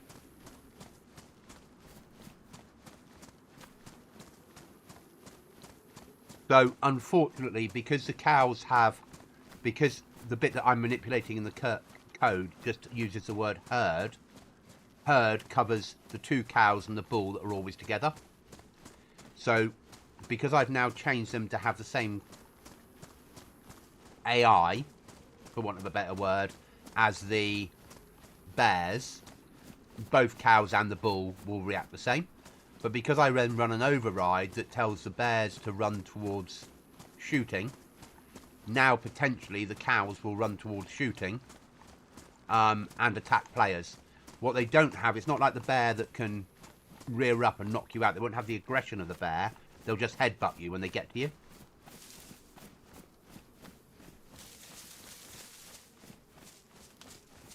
And the same with the boar. It's not going to throw tusks into you. It's just going to run up and headbutt you. But on this server, the scorpions are also running the same code as the bear, which is why they aggressively come after you and keep stinging you.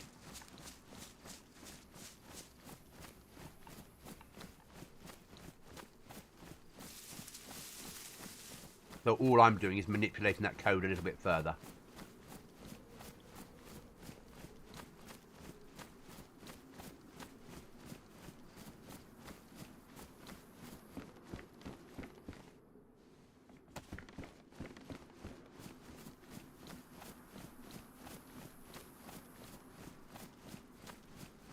Farm. There is a... Is that the one with the... maybe.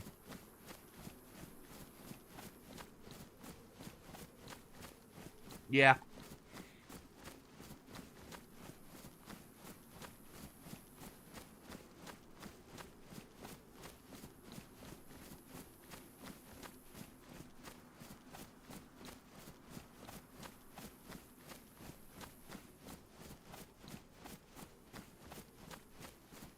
And then all I do with the flashbangs that go off everywhere and the gas is flashbangs and gas. If you spawn them in ruined, they will explode as soon as they spawn in. And because zombies don't have loot on them, what happens is the minute you kill them, the game runs code to decide what loot they've got. And all I've done is I've changed that code to say this zombie has a 100% chance of having this ruined item when it gets killed, which then blows up or gasses you. So that's how I've done it. I could set it at a lower percentage. I could make every zombie have a 10% chance. That way, you'd never know which one was going to gas you next. But I won't do that. I prefer this whole way of thinking that players have a chance and they can work out which zombies are the problem zombies and then plan their routes based upon that rather than make every zombie explode. And then what I also do is I have the flashbang spawn in the world with just the tag military. So that means that when you're within 300 meters of a military camp, if there's spare slots for loot and there's available slots for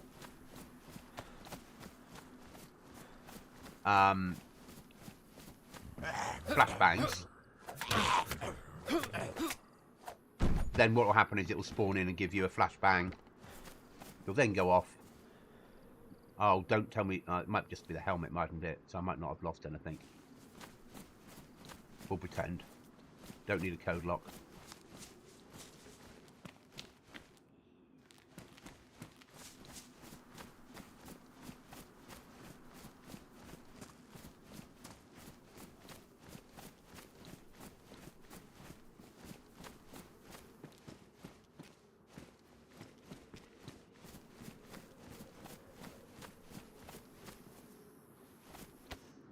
I had so many charcoal tablets in one go.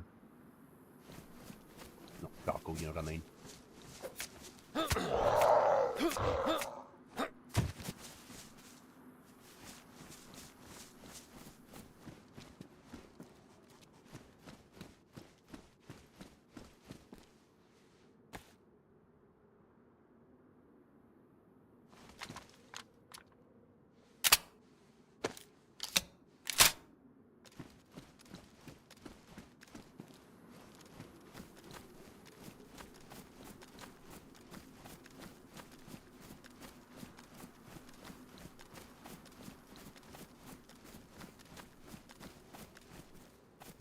here. I want to go that way.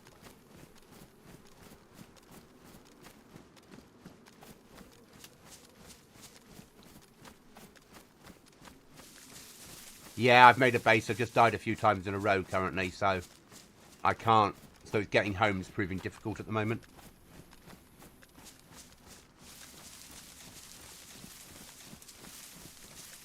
I've got a base.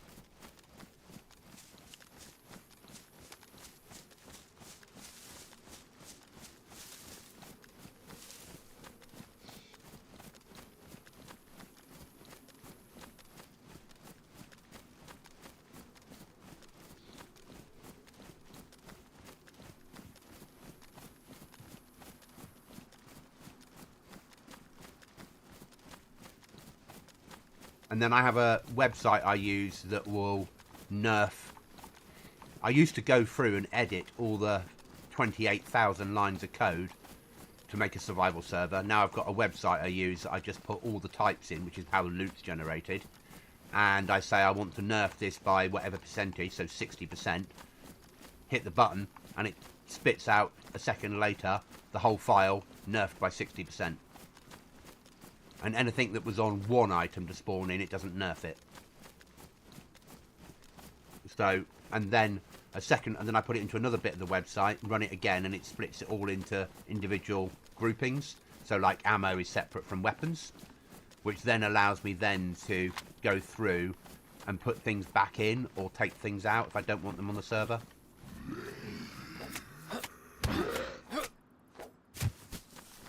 The massive help. So, because I don't want things like, there's no point having teddy bears on the server, because it just takes up a valuable loot space that could be used for something useful.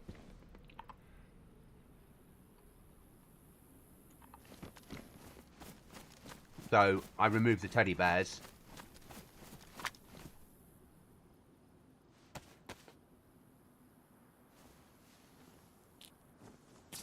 And instead, that means that they spawn in as containers, which means more sea chests or more barrels will spawn in instead. And then sometimes, and then you have something in the files called D-loot, and D-loot basically means that it's event loot. Is it D-loot? Something like that. It's at the end of the long file. It's been a long day, I'm tired. But we'll call it D-loot for sake of argument. So what that does is, if you manipulate that, say you tag something as police, and then put the tick in the box, it will spawn on police spawns. If you tag it as military with a tick in the box, it will spawn on military events. So you could have a box of nails, if you wish to, spawn in the world, and also spawn on aircraft events. So when helis crash. If I tagged it as medical and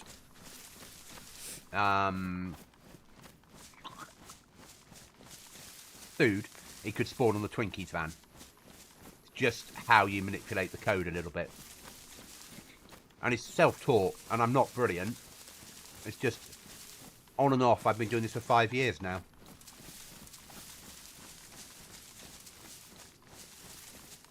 I do realise we need to fish again. Well, we need to fish and actually catch a bloody fish.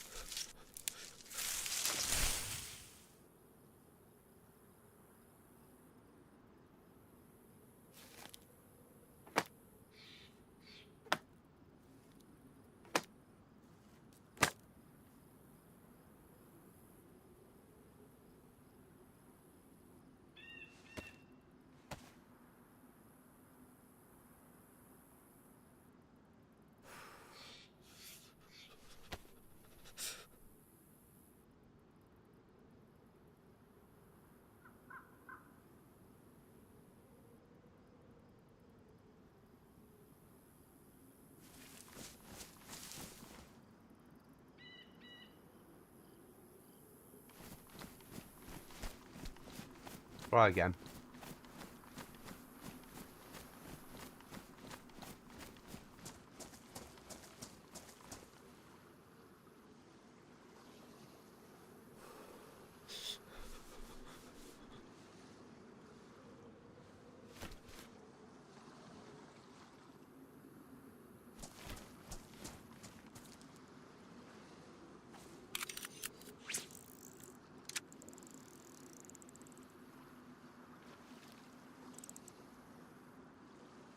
No John, streamer loot.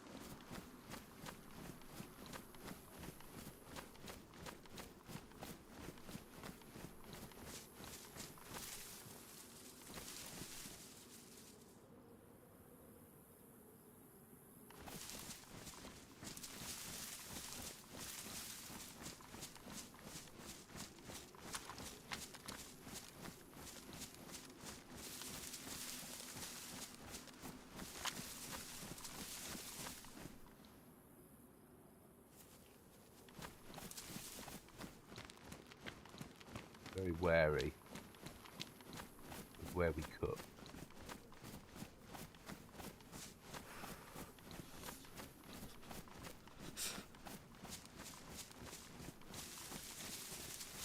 I know we need to cook, but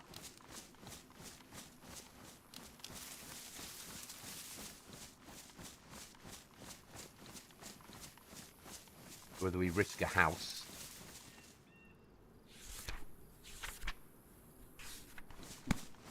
or I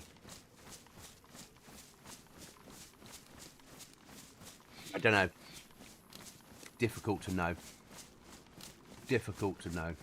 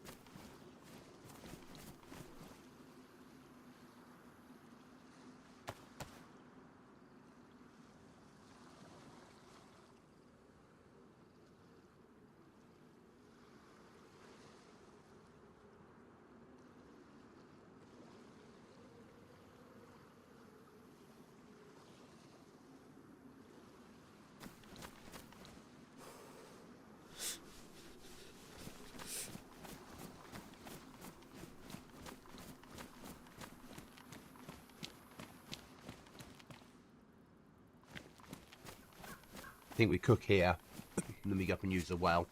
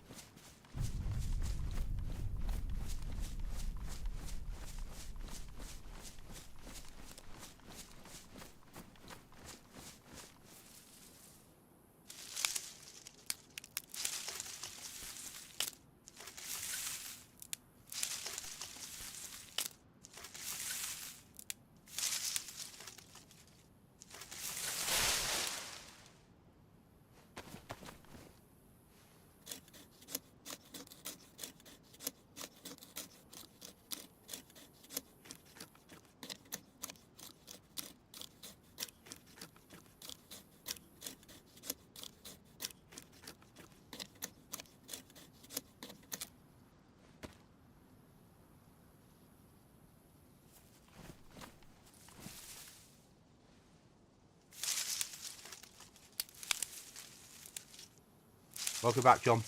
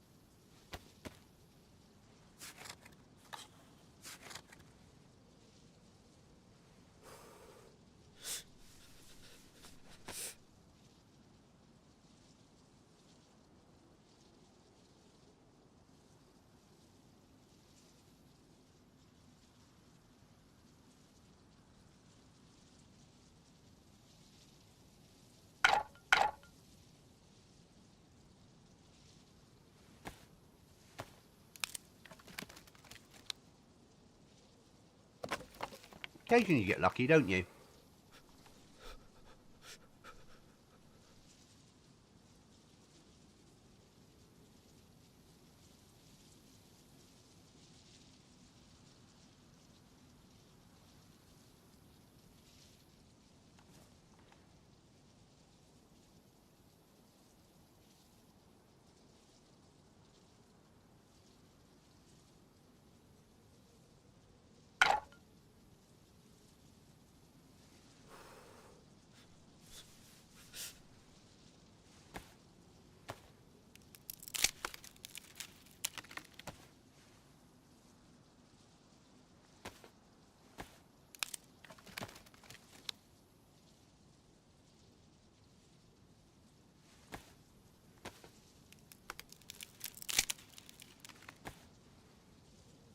Always take it.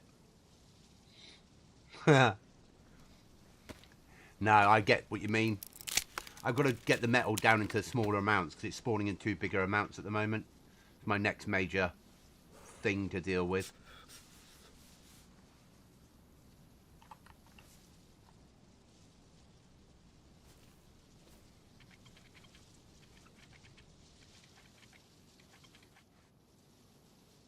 First time.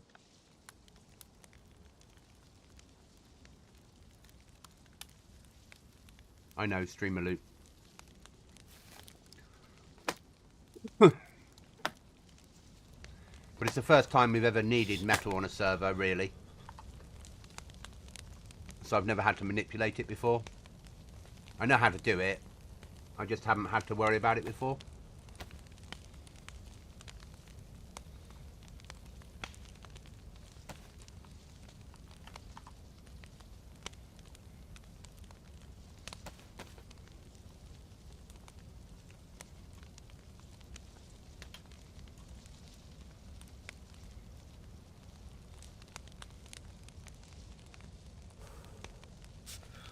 Yeah.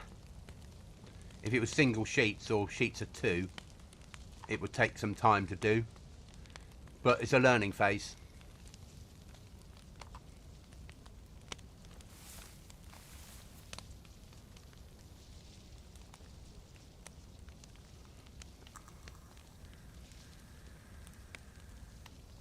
And we're wiping in August anyway. Well, once I know when I'm going to be moving, we'll be wiping just about 2 weeks before the move because I'll have limited internet when I'm moving.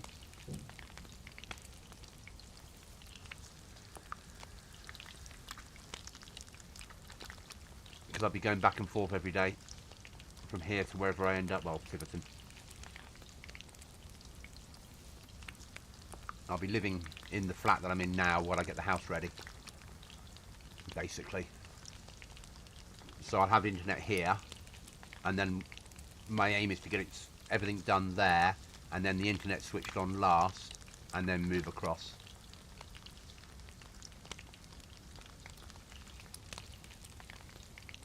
So then there'll be just no internet downtime, and take 2 weeks leave to do it all, is the aim.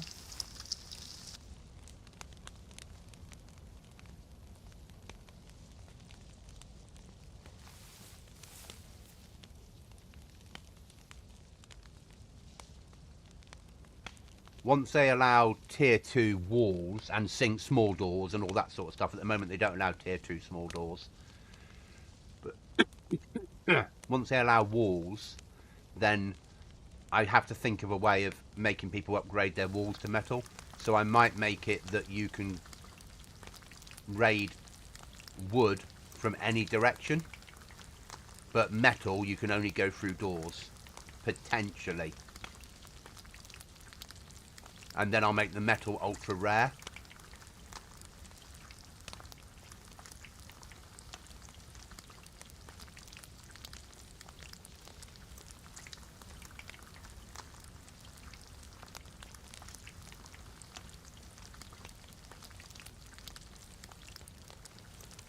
But I haven't decided quite how yet.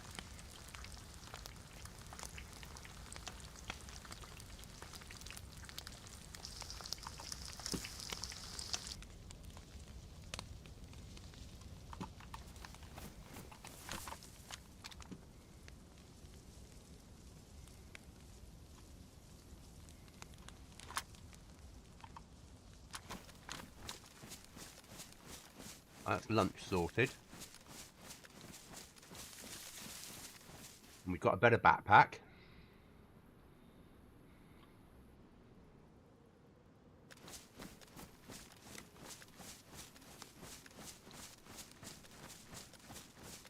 There's a well up here.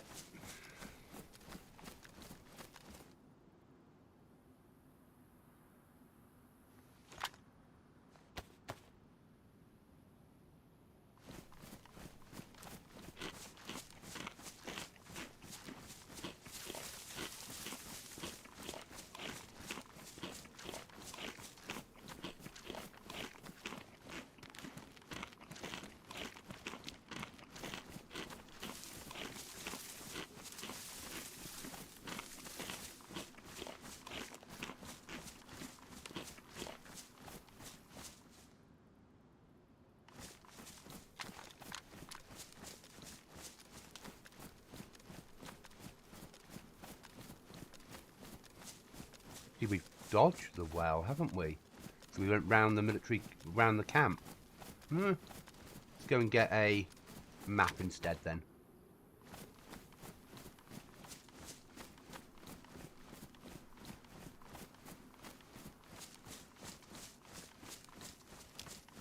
Or have we? I think so.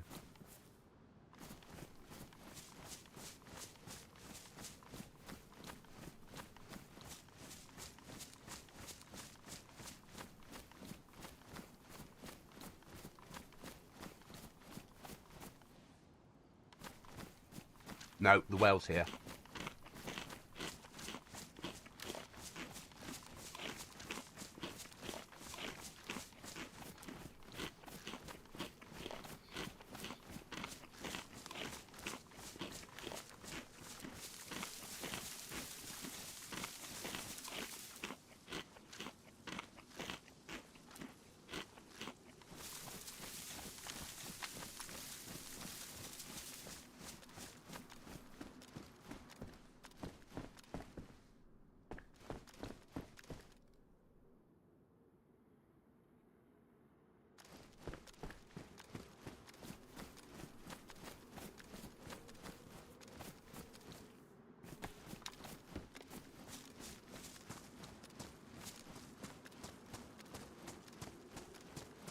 I'm not going to use the well, the priest in here to get the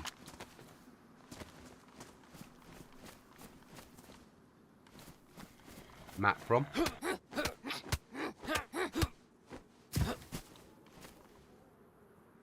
Got here.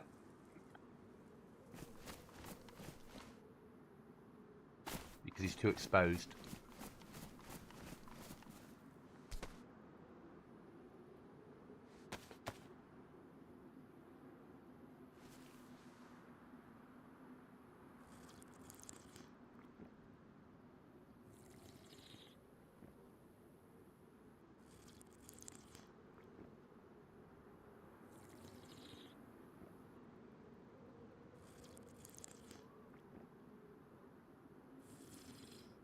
I'll always do the military in here though, because if you find a pair of military boots, you're laughing.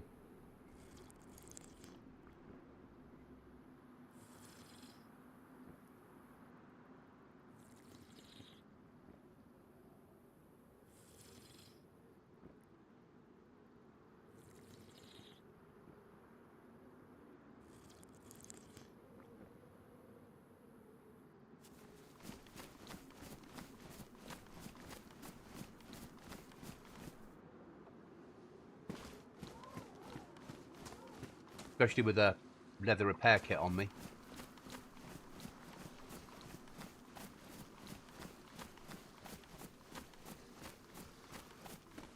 Low tide.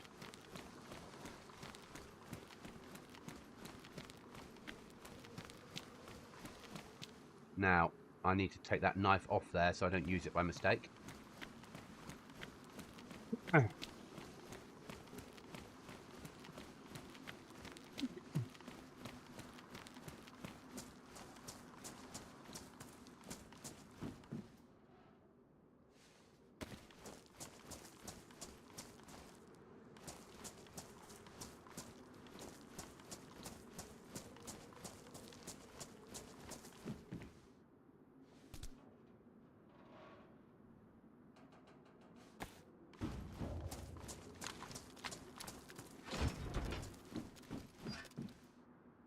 Save what I've got.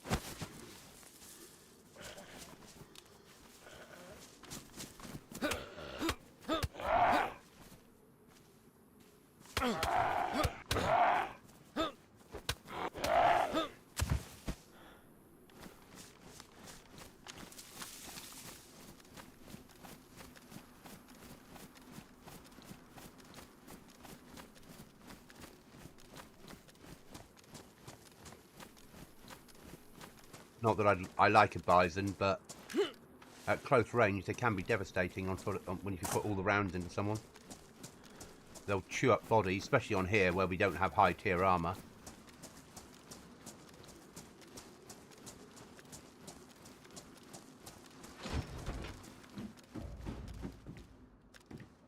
Army pouch is 25, mine's 25, I'll stay with what I've got.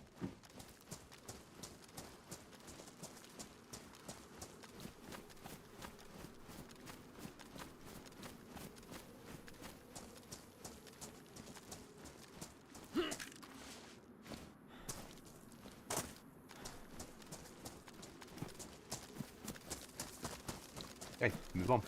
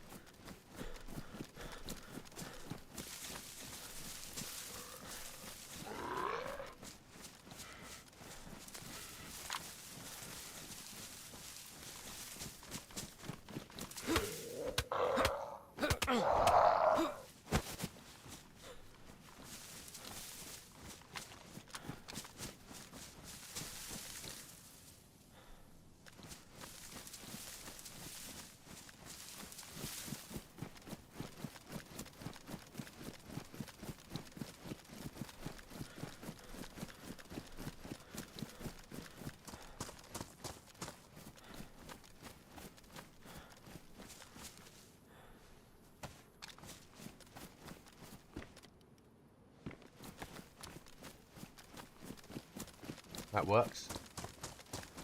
Let's go find a priest.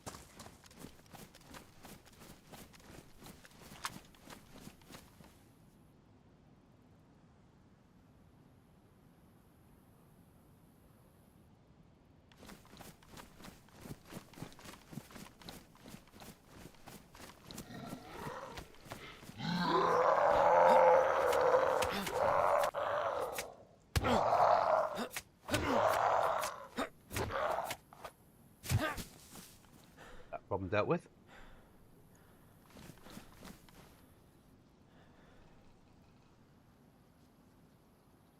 Go there.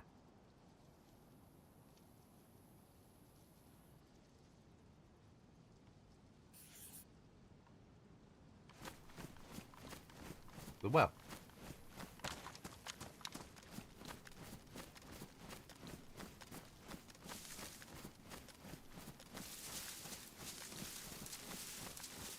My favourite camp, because this has got the pit in that if you fall in the pit you can't get out.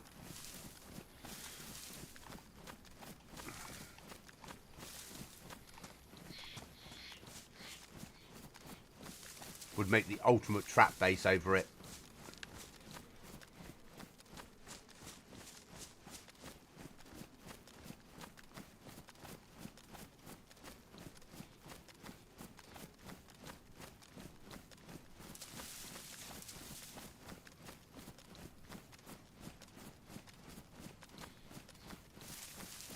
God tier, yeah.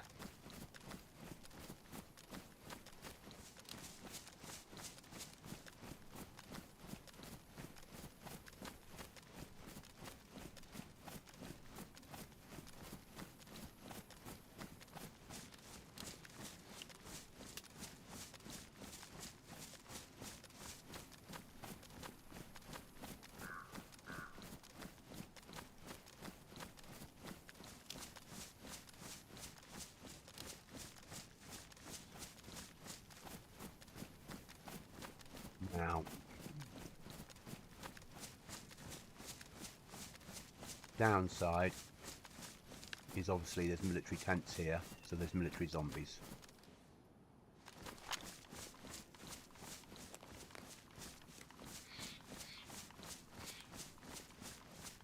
Would be an amazing place to base build.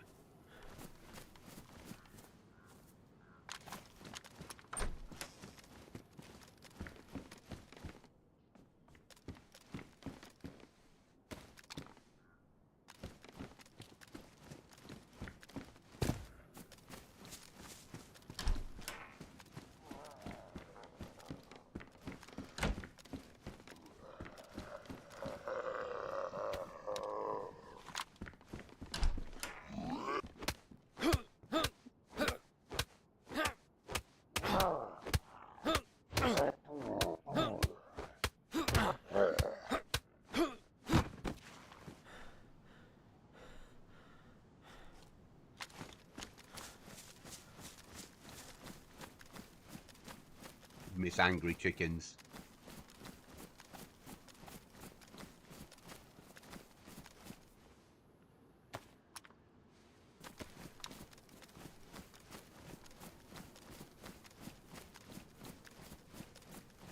They upgraded it and put rocks into the hole.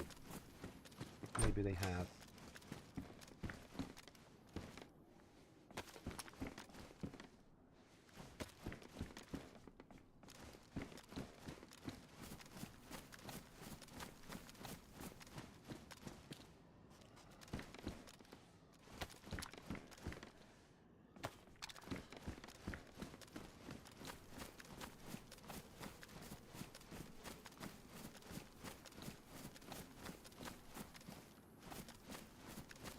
Yeah, that used to be a hole there. If you fell down, you couldn't get out of.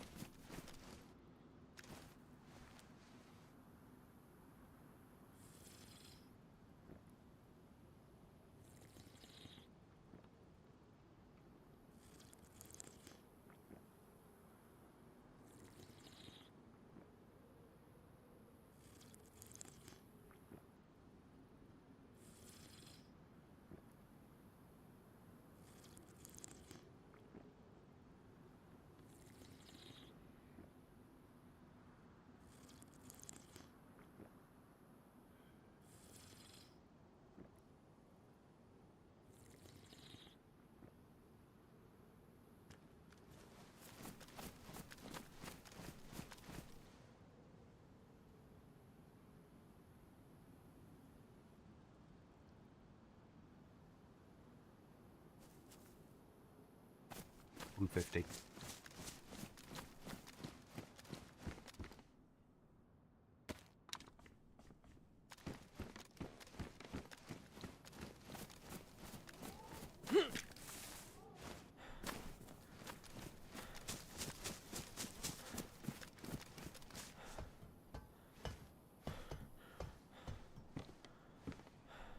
Don't need a sleeping bag, but on the way home, if we want a boost, it gives us a boost.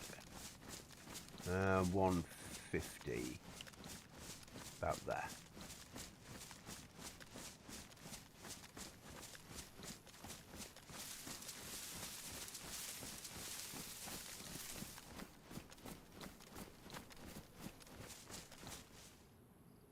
I need to do some organisation.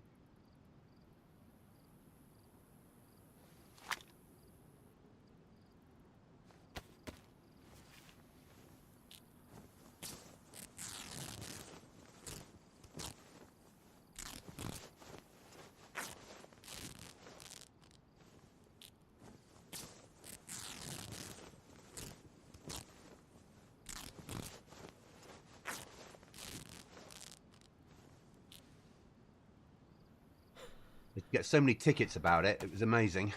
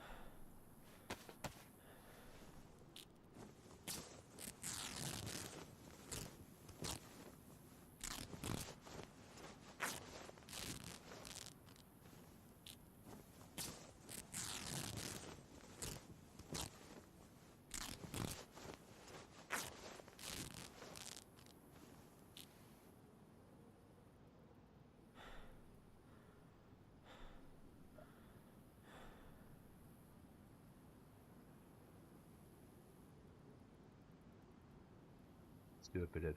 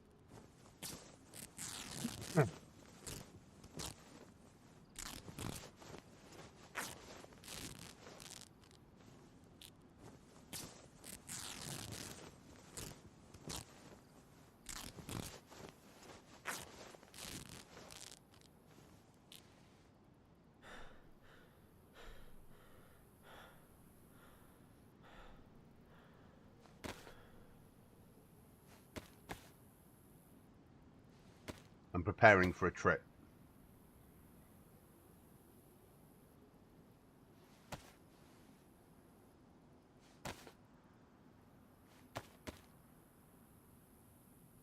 We're not going to repair our clothing because we might need to sew ourselves up using the sewing kit.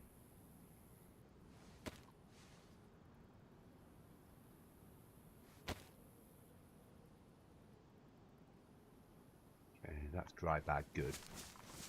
I need sticks and bark because we need a fire kit.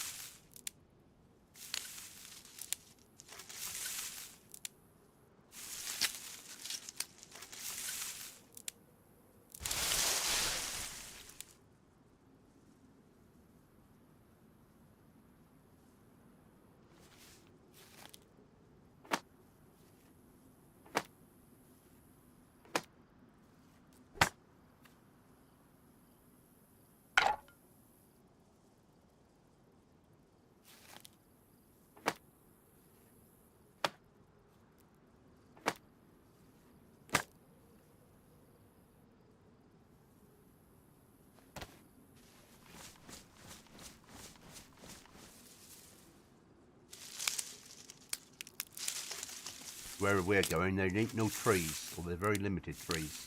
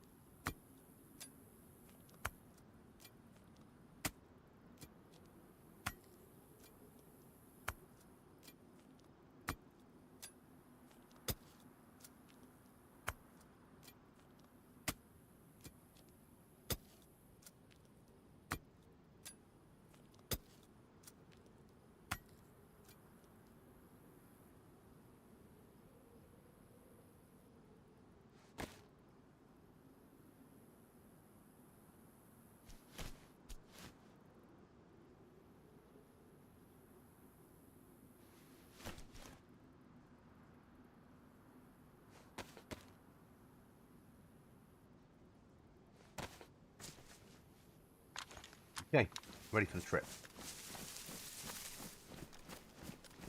Okay, no problem, John. Could have done with a water bottle, but that's life.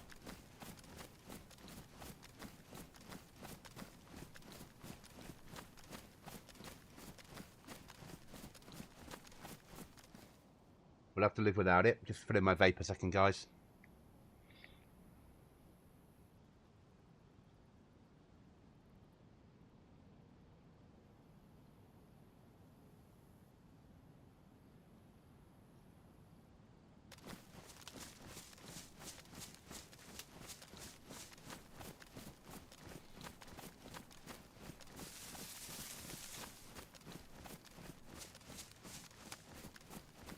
Bring around a bit to 150, don't we? Yeah. Don't want to go on top of that hill. I don't want to bump into the priest again. Don't want to ruin anything unless we have to.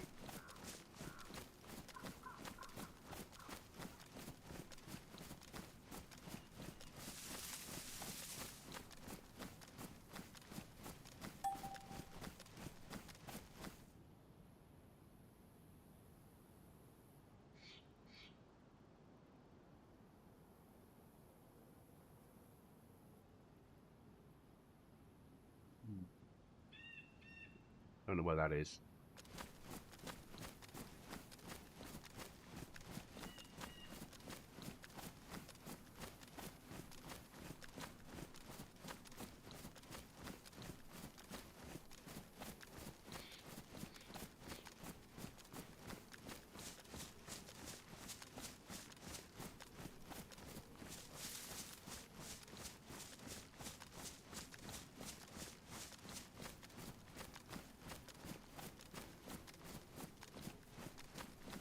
Would make an amazing bunker, wouldn't it? If I was able to use DayZ editor that well, I would make that into a bunker complex and paint it into tier 4.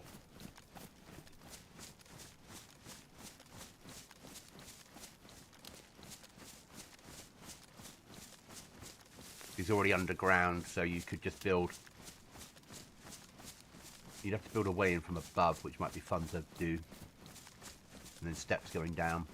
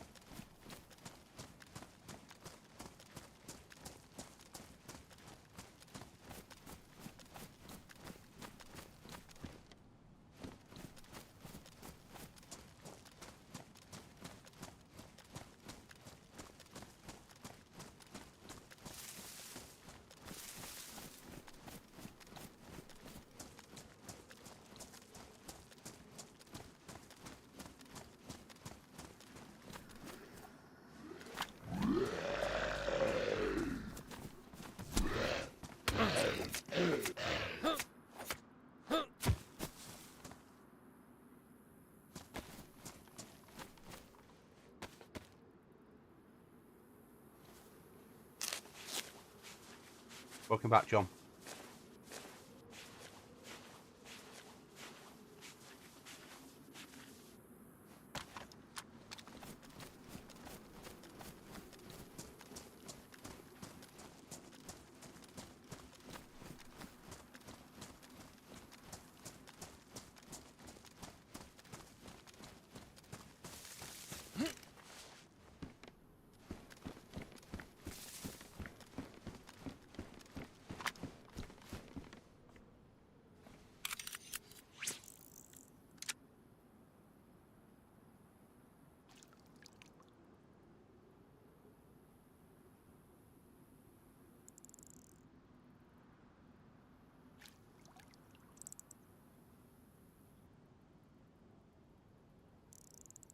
We're not going to meet cows on this trip. Might be boars.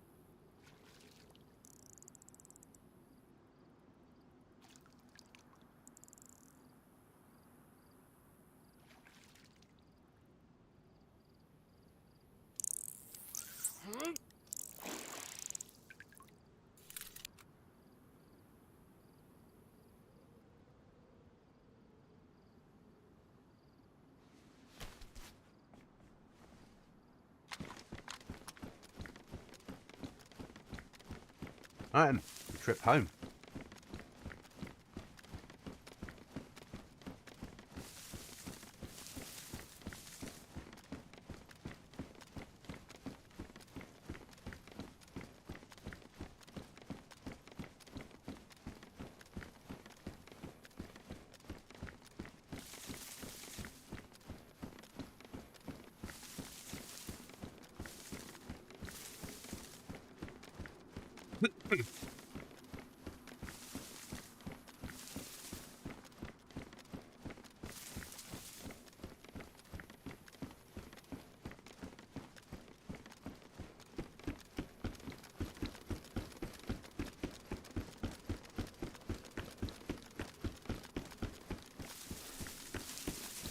The wooden road. Awesome, isn't it?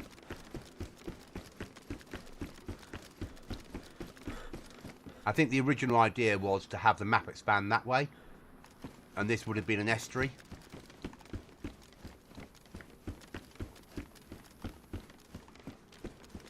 This would have been a bitch to have placed.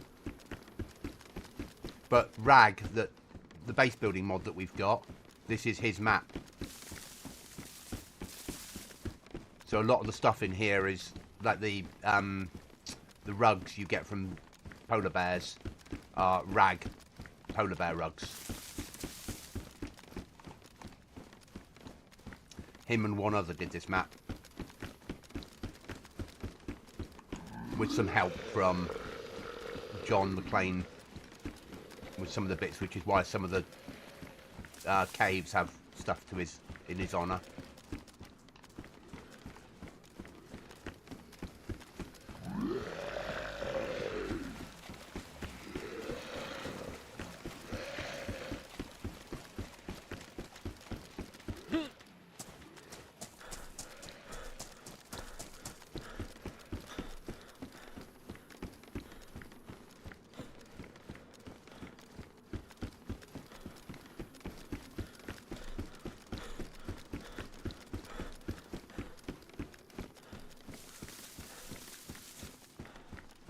You have to concentrate so well, though, not to fall off. If you fall off at the wrong place, it's a bitch to get back on.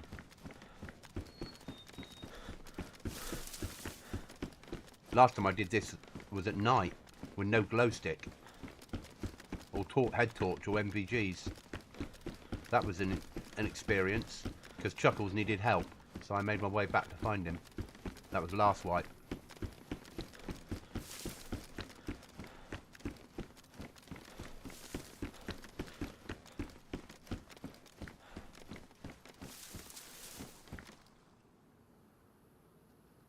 Yeah, I can't solve that. That's just, they haven't mapped the water correctly.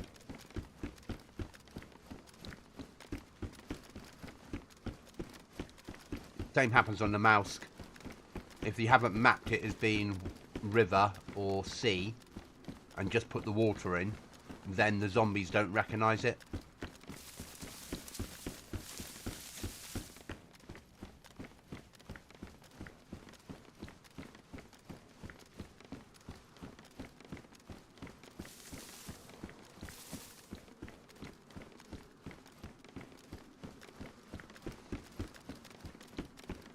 But just because it's a body of water doesn't naturally mean that zombies wouldn't walk through it, because they walk through a little bit of shoreline.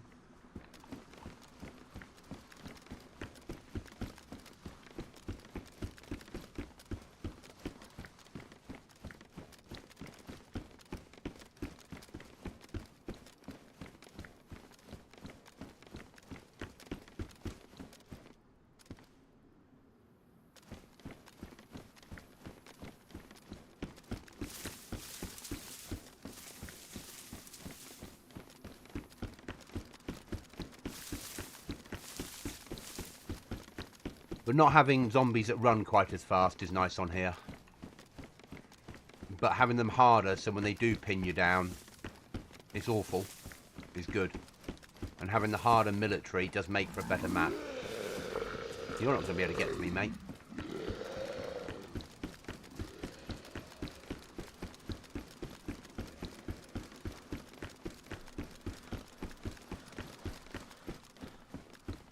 I like CJ's harder zombies. I think it's just the right level. Without them throwing stones, climbing on climbing on cars to get to you and knocking down doors. I don't want any of that shit.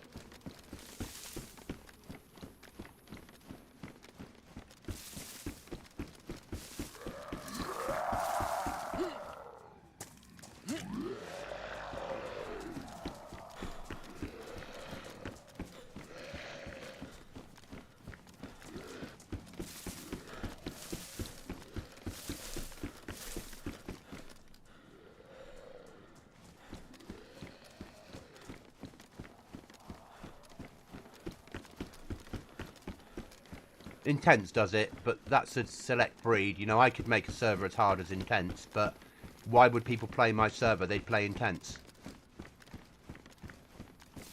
So, you've got to set it at the right level. This is not... I don't see this as a hard server. I see my servers as a little bit more survivally. A little bit more end of the world. A bit more of the DayZ that I would want if I was writing DayZ. Where players get rewarded for harder work. Like the skill set thing we've got on is not the best skill set one, but it works really well for a survival server because of what you can get out of it. And it didn't take any work to put it on. I didn't have to program any of them. I could go in and make it harder. I could make it so you'd have to do double the work to get everything. But I want that reward. I want people to do stuff to get rewarded. And then when they die, know that they've lost a percentage of it and start again. The same with the sleep mod. You know, we've got a sleep mod that works, but I could tweak it so certain foodstuffs have a better effect on you. Yeah, that's what I like making as a survival server. I think ultimately if I end up with a server in a year's time of my own rather than rented, then and we can have multiple servers rather than have them all linked together because that's a nightmare to run. I think I'll run maybe 4. I'll probably run something like this map, but do a trios, a duos, and a solo.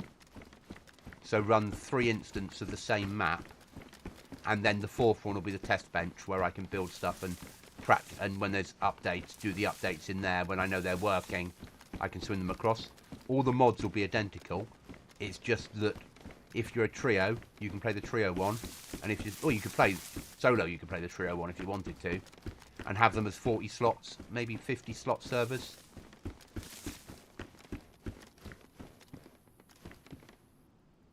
There you go. Yeah. And that way you could have a solo, because people like you, John, could play this on a solo instance. People like me and Chuckles could play on a duo. And if there's somebody out there that is a trio, they can play on the trio.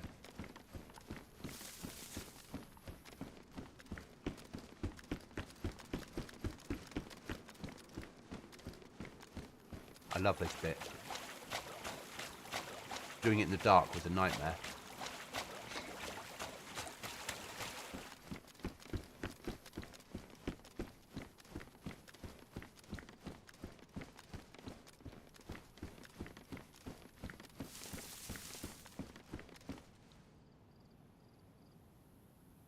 Nearly halfway down. Nearly to where... So the bit in the middle that's got the little... You go through the tunnel. I used to run that as black market when I used to run this in the past with a trader.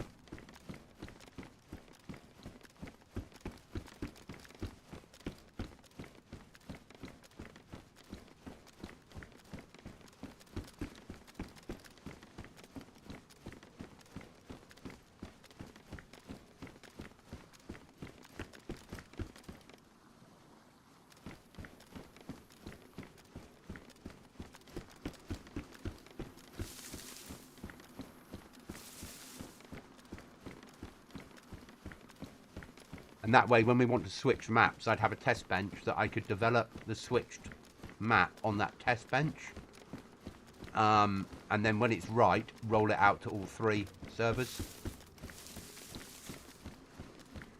But I don't want to give myself more work. So I've got to be really careful about what I do.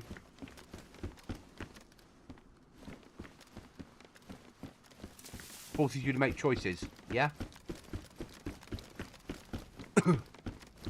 There we are. Black market, as I think of it as.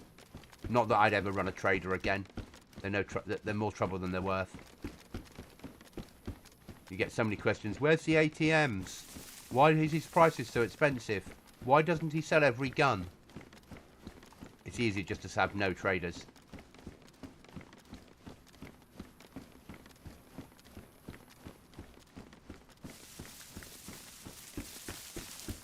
We were going to eat here, but we don't need to eat.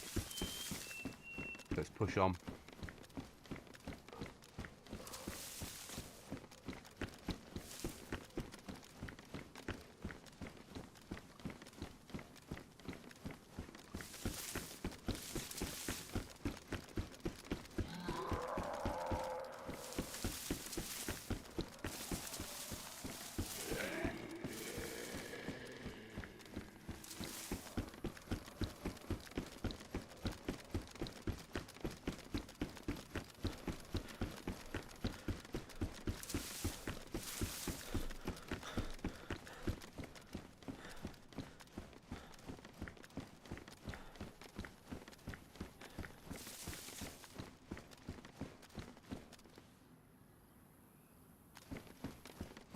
Sometimes you get bear spawns out on here.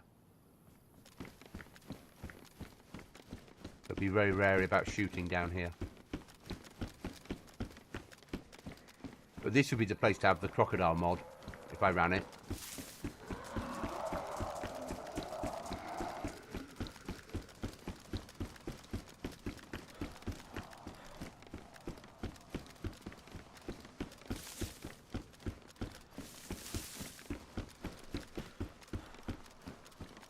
So I might know that it's 50% will have a new server that I'll run, and the other 50% is GoblinZ won't survive past this year.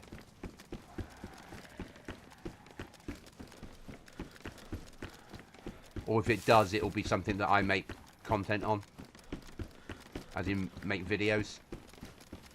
I just haven't decided what yet, because every time that there's a problem with a server, it needs fixing, and there's always problems with a server. You know, I'm working full time. I work Tuesday evenings as well, and Wednesday evenings and Thursday evenings. Sometimes I work all weekend, so then it ends up I'm doing 13 days in a row. I don't always want to be spending my time off building a server. So there is a chance that long term that it doesn't happen.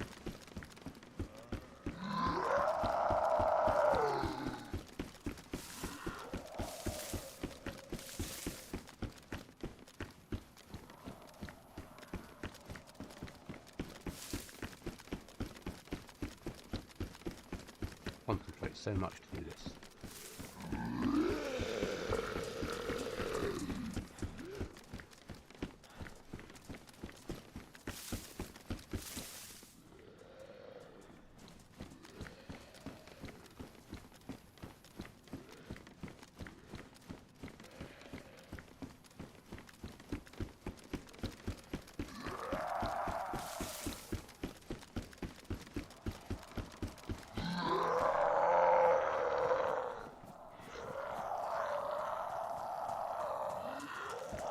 Yeah, I realise that, but, you know, John, it's not for want of trying. Yeah, every time I've said, does anyone want to help as admin and answer tickets and get involved, nobody volunteers. Yeah? Even though I say you can still play the server, people just want a game on it, and that's fine. But it's not something that I can foresee doing full time forever. I mean, I'd like to be...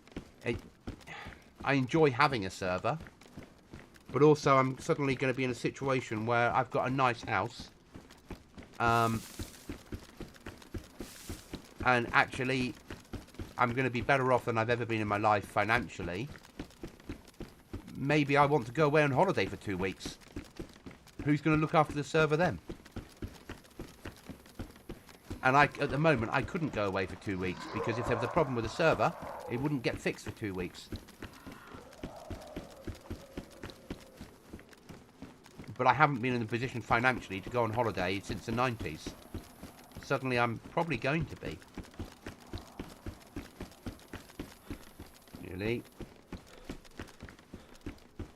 And it's really difficult because I've enjoyed having this.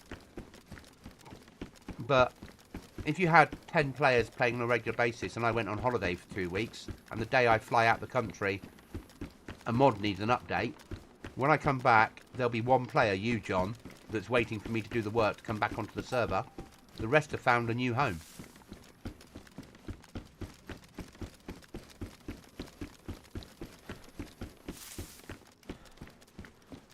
So, and next year I'd like to go away, potentially.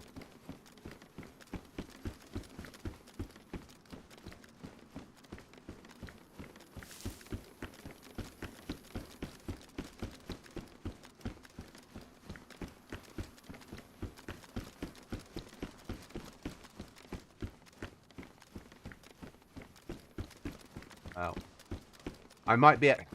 What might happen is if I do decide to turn it off, is I release the information of how you can run this single player. So you just wouldn't have players, but you could run it as a single player instant on your own PC.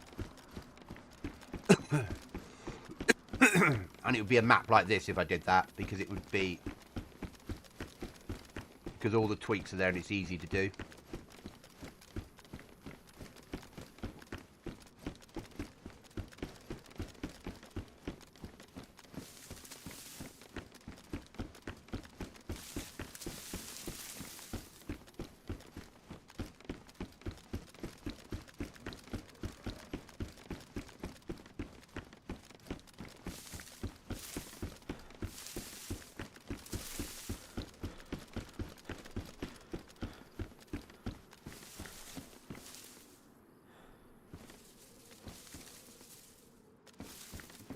But that doesn't mean that... But they're still going to want to play DayZ, John. And you know what happens then? They build a base on the server they're on. And then they never come back. That's how it works. People will wait about a week for the people we've got. But during that week, they're off playing other servers. And there's a fair chance they won't come back. So I can't live in that world. And also, you know, I go away with cadets now quite a bit. And I'm not next weekend because I'm dealing with still stuff to do with Mum's funeral and paperwork and trying to get stuff finished. But at some point, you know, it would be nice to finish work, go home, pour a vodka and coke, cook a roast dinner, and sit in front of a large TV in a nice sofa. We're running this map till the end of the year. Whatever happens, this is a map we're staying on until the end of GoblinZ, because I think it works really well. I don't always want to go home and game. At the moment, I've got one room, as we all know, that I'm in. So, computer's right here. But when the computer's in a different room and I can't see it, then actually sitting in my front room, putting the telly on, grabbing a vodka and coke, because I don't drink whiskey, lighting up a cigar and watching a film might actually just be something I'd like to do more of.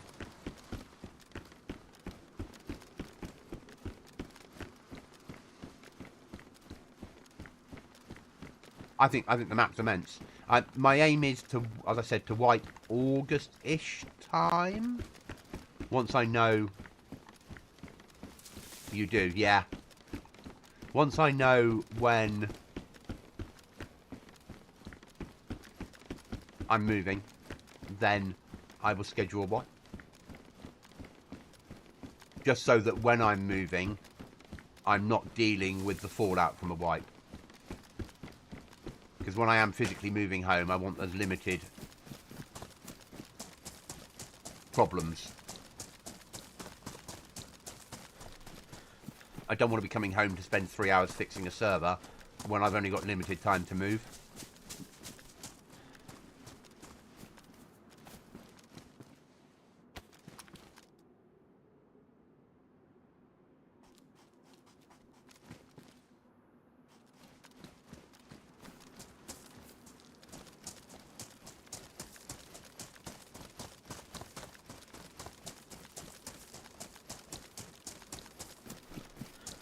So, the aim will be to...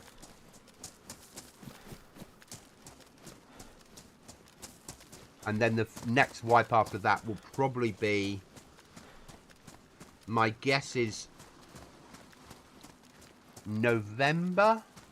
Because then we've got December, and then January this server runs out of rent. So I'm thinking August... Maybe mid-October to be the final wipe. And the difference is the August wipe, it will become warmer, and the October wipe, it will become colder. I won't put snow down because there's already a snow area, so I don't need to turn the whole map snow, but we could make it so you needed to light fires more often to survive. And then I would probably spawn players in with a badly damaged lighter. Because otherwise they die all the time trying to get the other stuff working. Or I could just I can tick the box that says every time that you use a improvised fire lighter, it works. But I'd need to look at something, because otherwise people will be using up their knives too quickly.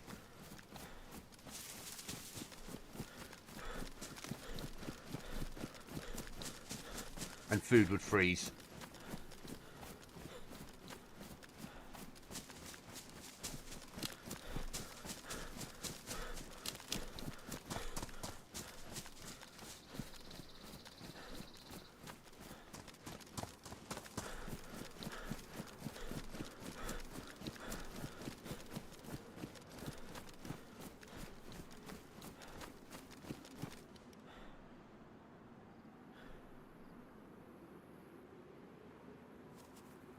Can't have this jamming, can we, if we need to use it?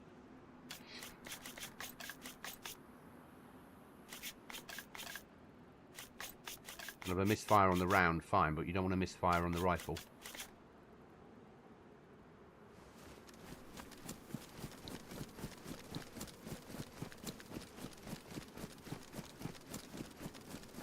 When Badland comes out, I will probably add the moped to this map. Not the dirt bike, but the moped.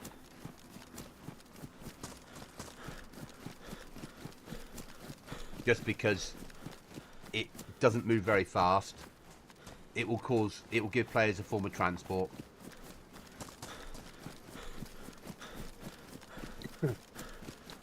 And it's not made for off-road.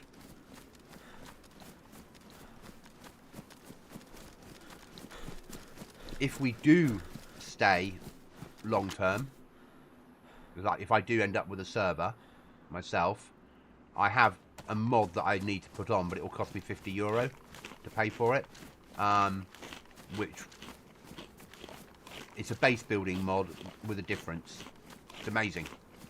It's a different version of underground bases where you can expand in any direction you want with the underground bases. So you won't need, so if I put assets across, you won't need to buy it. You only, so all the assets that are in Badlands, because they'll be in the code, community servers like this will be able to use the code on any of the servers and you guys will be able to play it. All that the DLC when you buy it does is allow you to connect to a Badlands server. But all the assets can be shared across all maps that are already out. So it means that people that don't buy Badlands still get to experience a new way of doing things. I mean, they've already said there's going to be a base building overhaul. Now, if they make vanilla base building, I mean, we know there's a good chance of code locks because we've seen a hint. We know there's repairing of stuff coming in, like wells and buildings. If you're going to end up then being able to lock doors on vanilla buildings, why would you need a base building mod?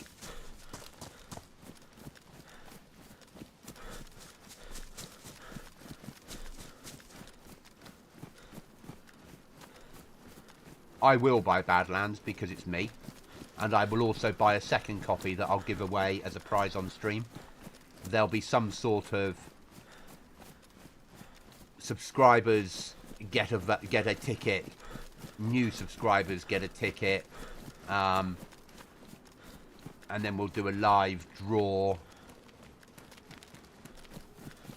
something like that, and the Badlands DLC code will be given away, and maybe a Badlands map to go with it, which I'll post wherever it needs to be posted in the world.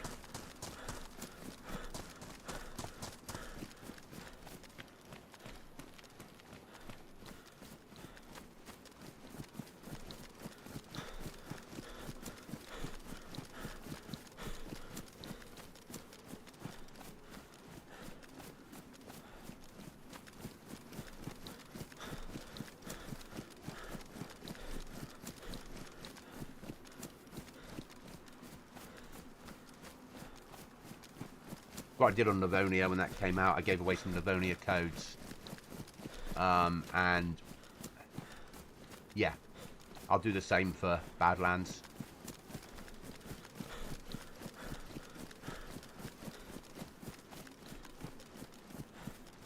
It might be something simple like subscribers get a ticket, members get an extra 2 tickets in the draw.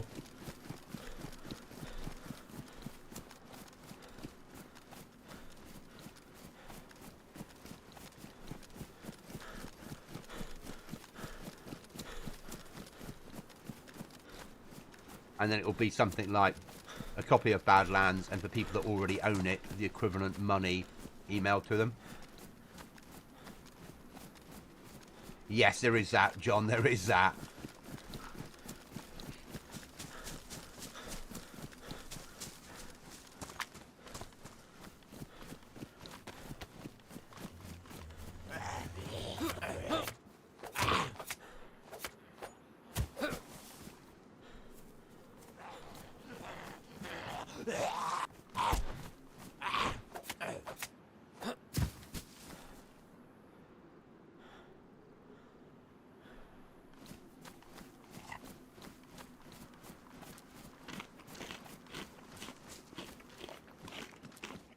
Don't use those cases.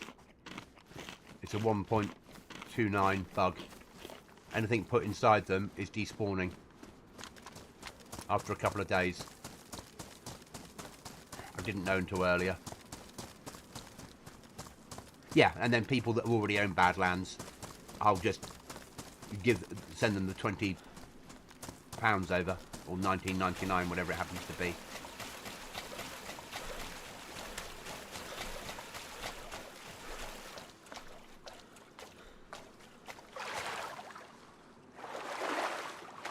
Oh, and a heli crash.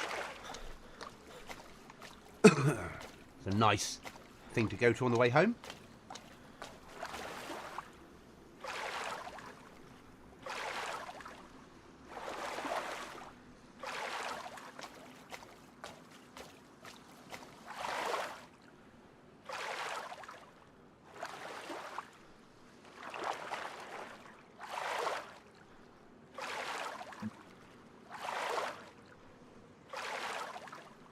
Which means there's players in the area, because that would have been triggered by a player. Interesting.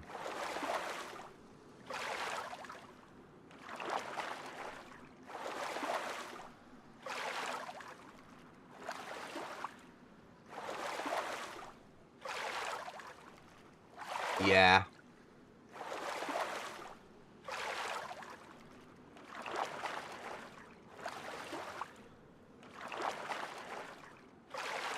But it's nothing I can fix in the code, which is really unfortunate. It's a problem with the code. So I can't fix it in types, like I fixed the sea chests. Which was an interesting bug, because I had to do lots of research to work out how to get around that problem. And it was actually a file from 5 years ago where someone had a similar problem.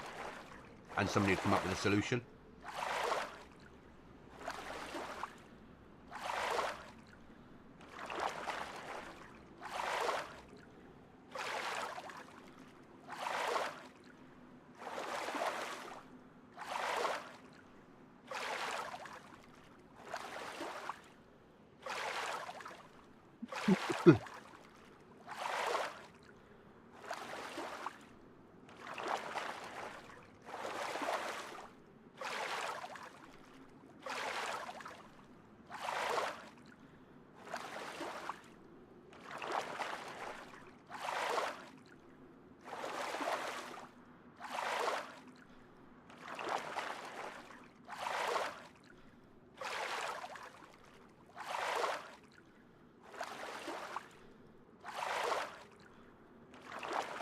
Look at what we on.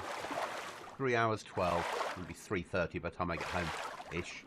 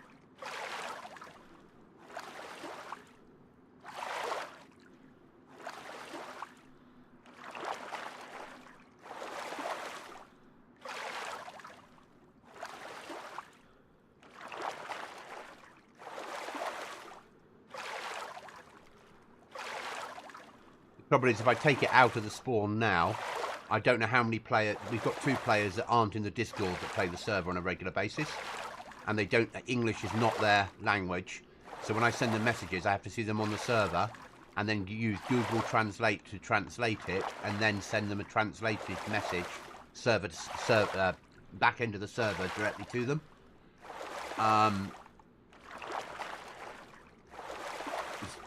It's not ideal, but I don't want them to leave the server, if that makes sense. They seem to enjoy it, and they come on nearly every day for about 3 or 4 hours at a time. I'd love them to stay.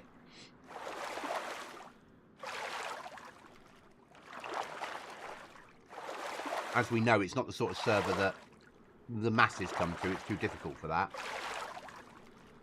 They spawn in and they're like, where's the food? Where's the loot? Where's the guns? And then leave. Why can't I find a map? I pressed M. Why isn't it working?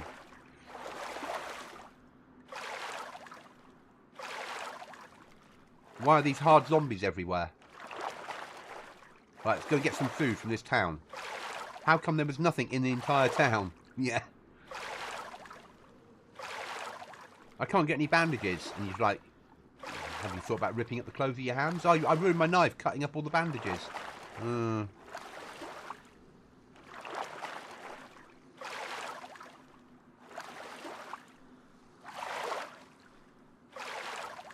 think I've got a can of Red Bull in the base. My character will need a sleep.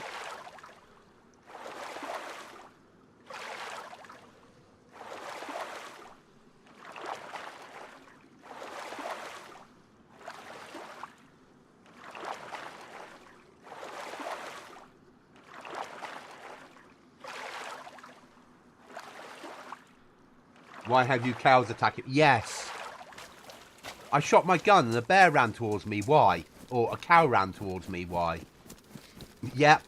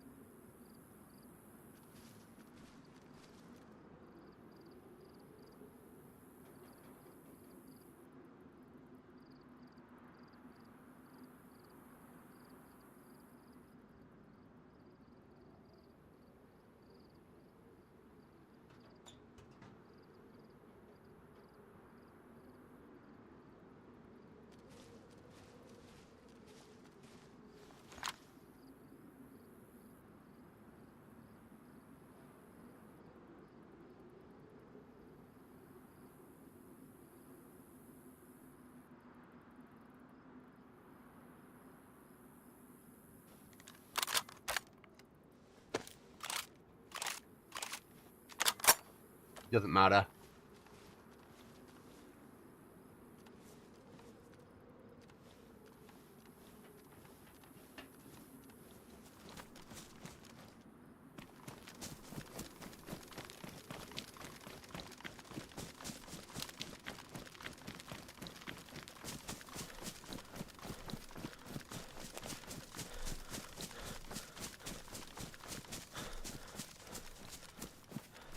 In the big scheme of things, I think it's fine.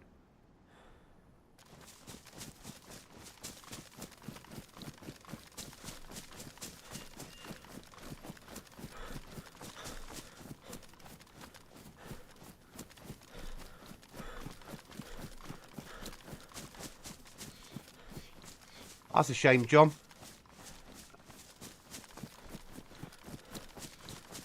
Is that an early start for work?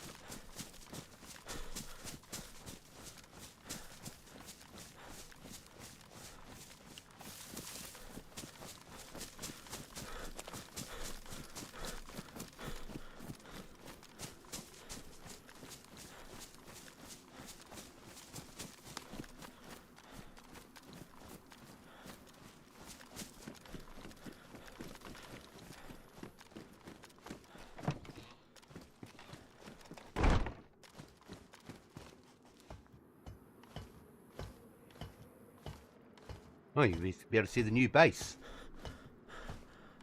and where we're up to.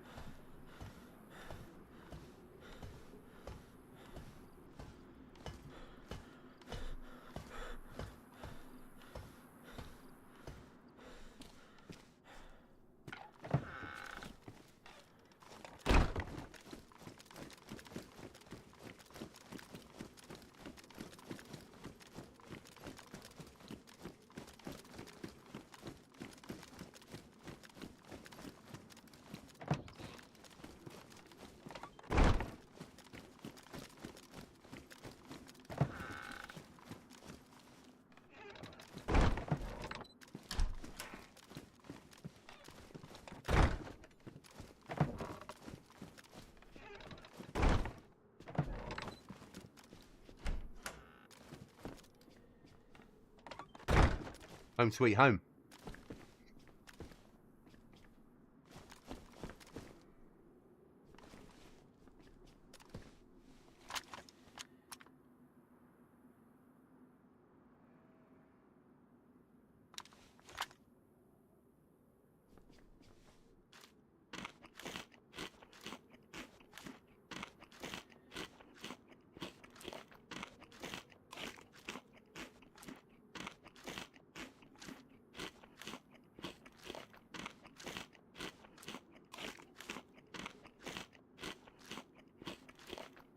It's good, isn't it? It's a good model.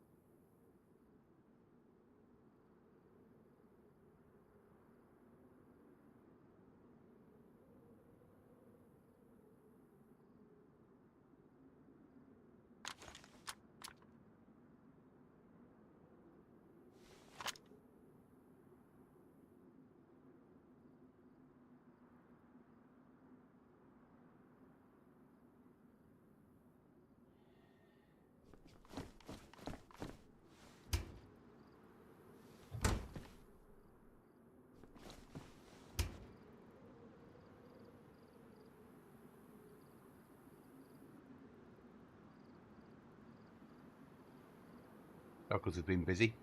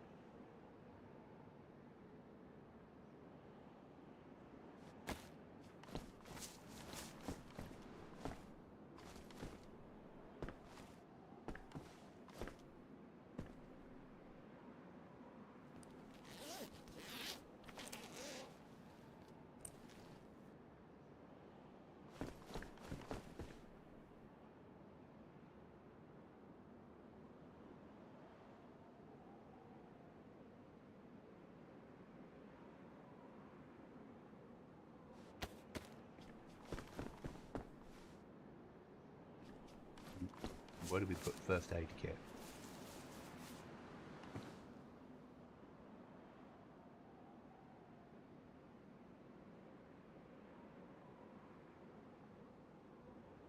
Need cutting up. We need a log.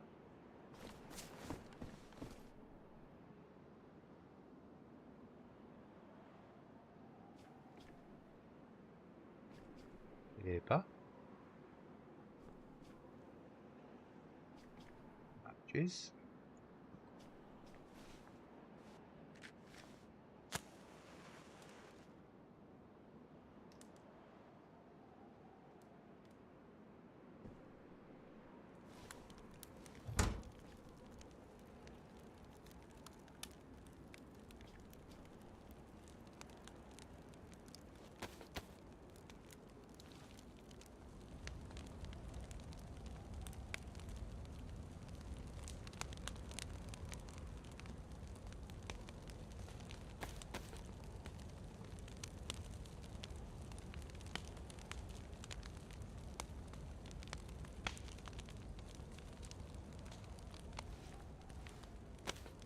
Oh, you stupid game.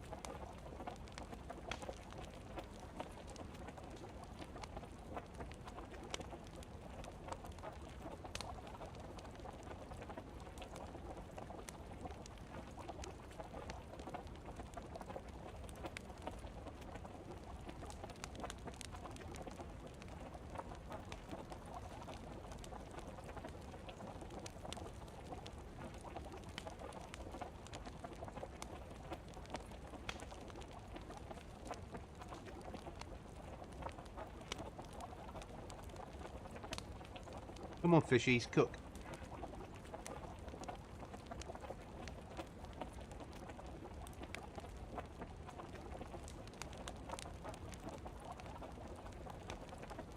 I'm looking a little bit worse for wear, aren't I? But we've got an SKS, so it's not a bad run.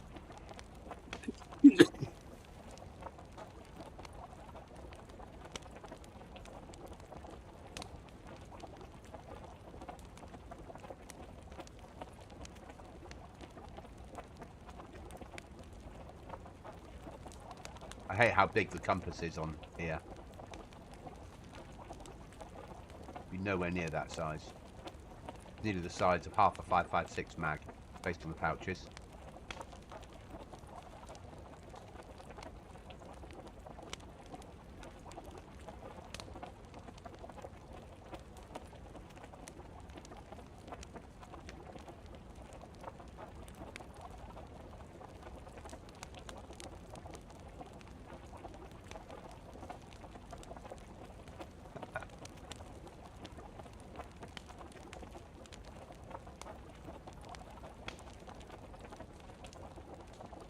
pretty much the GoblinZ look, isn't it?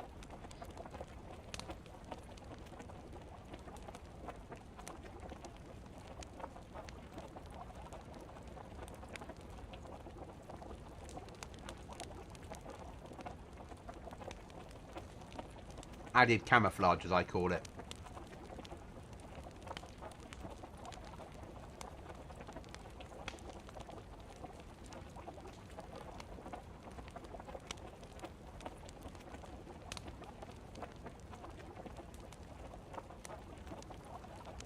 This is taking ages to cook.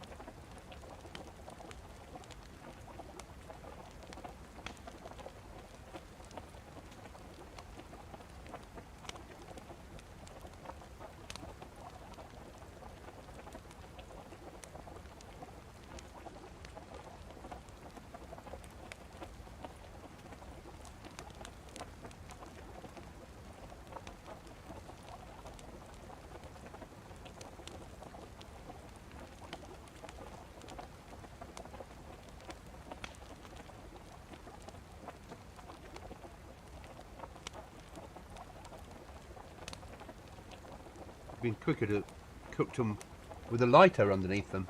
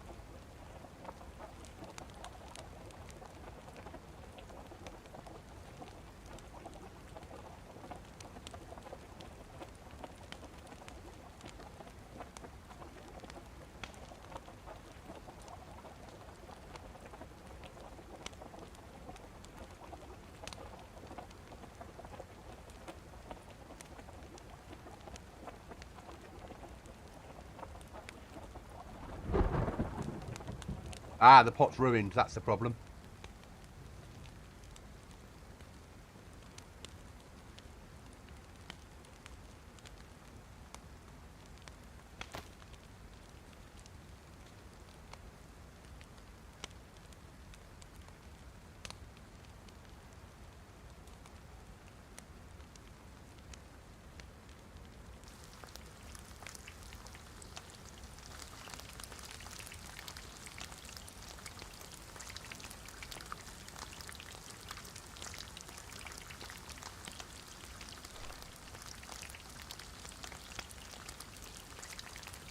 No.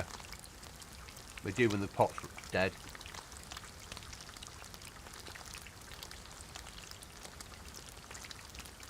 Okay, John.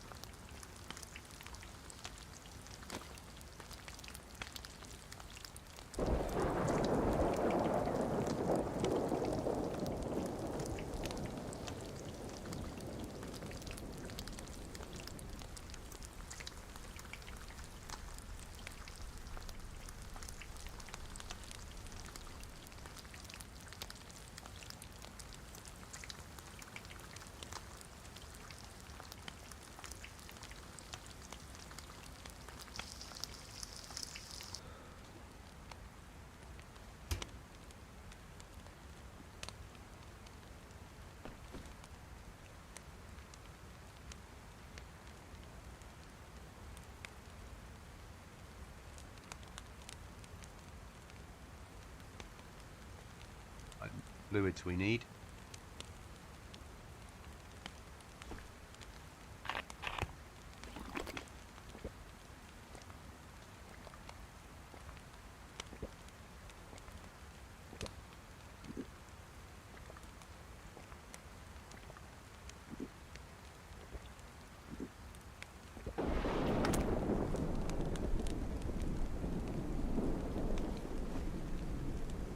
And I think, guys, I'm going to call it there.